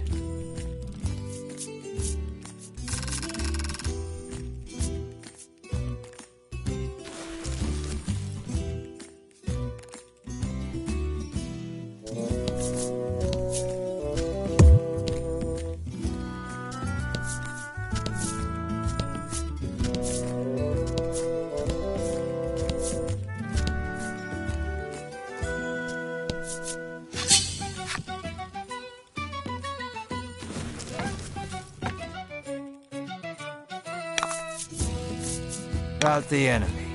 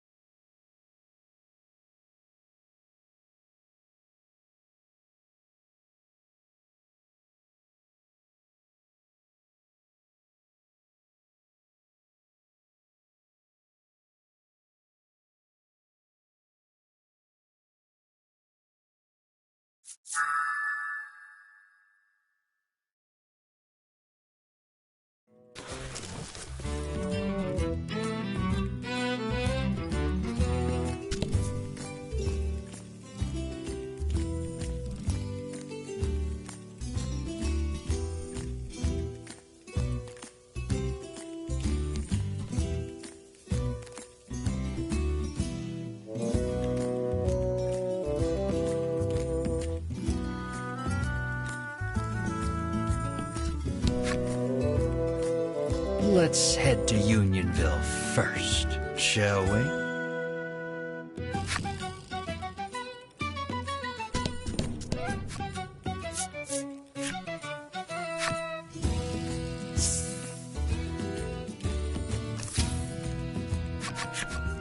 You see something approaching from up ahead. A monster, Melanie shouts, readying for battle. Mr. Flobby, get back here. It's dangerous out there, a young girl chides, taking the creature back to the village. It seems you've finally arrived at Unionville, a village where humans and monsters live together in peace. What a weird place, remarks Ridis lightheartedly. I like it. We aren't staying a moment longer than necessary, says an unsettled Melanie, her distaste for monsters plain on her face.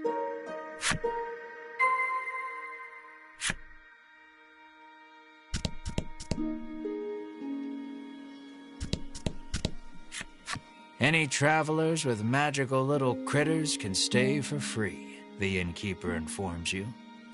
It appears the headman's long-standing pronouncement on the welcoming of all magical creatures also applies to you and your party.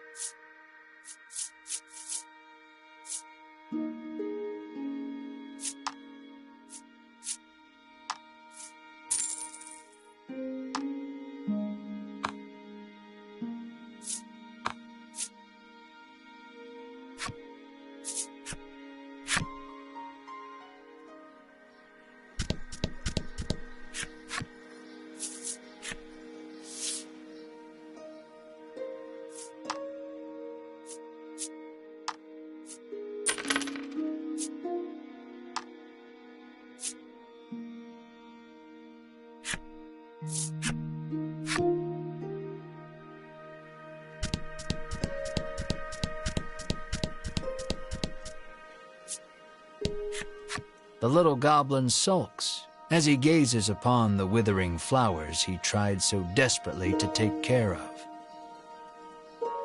He looks at you with tears in his eyes, silently begging you for help.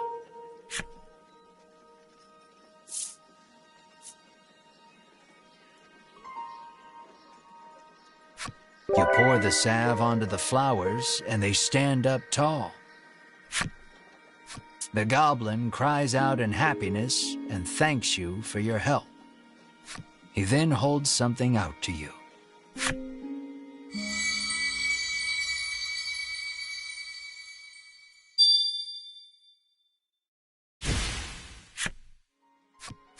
The goblin stares lovingly at the beautiful flowers and gobbles them up. Healthy flowers are the tastiest, he proclaims in glee. Did he grow those flowers just to eat them?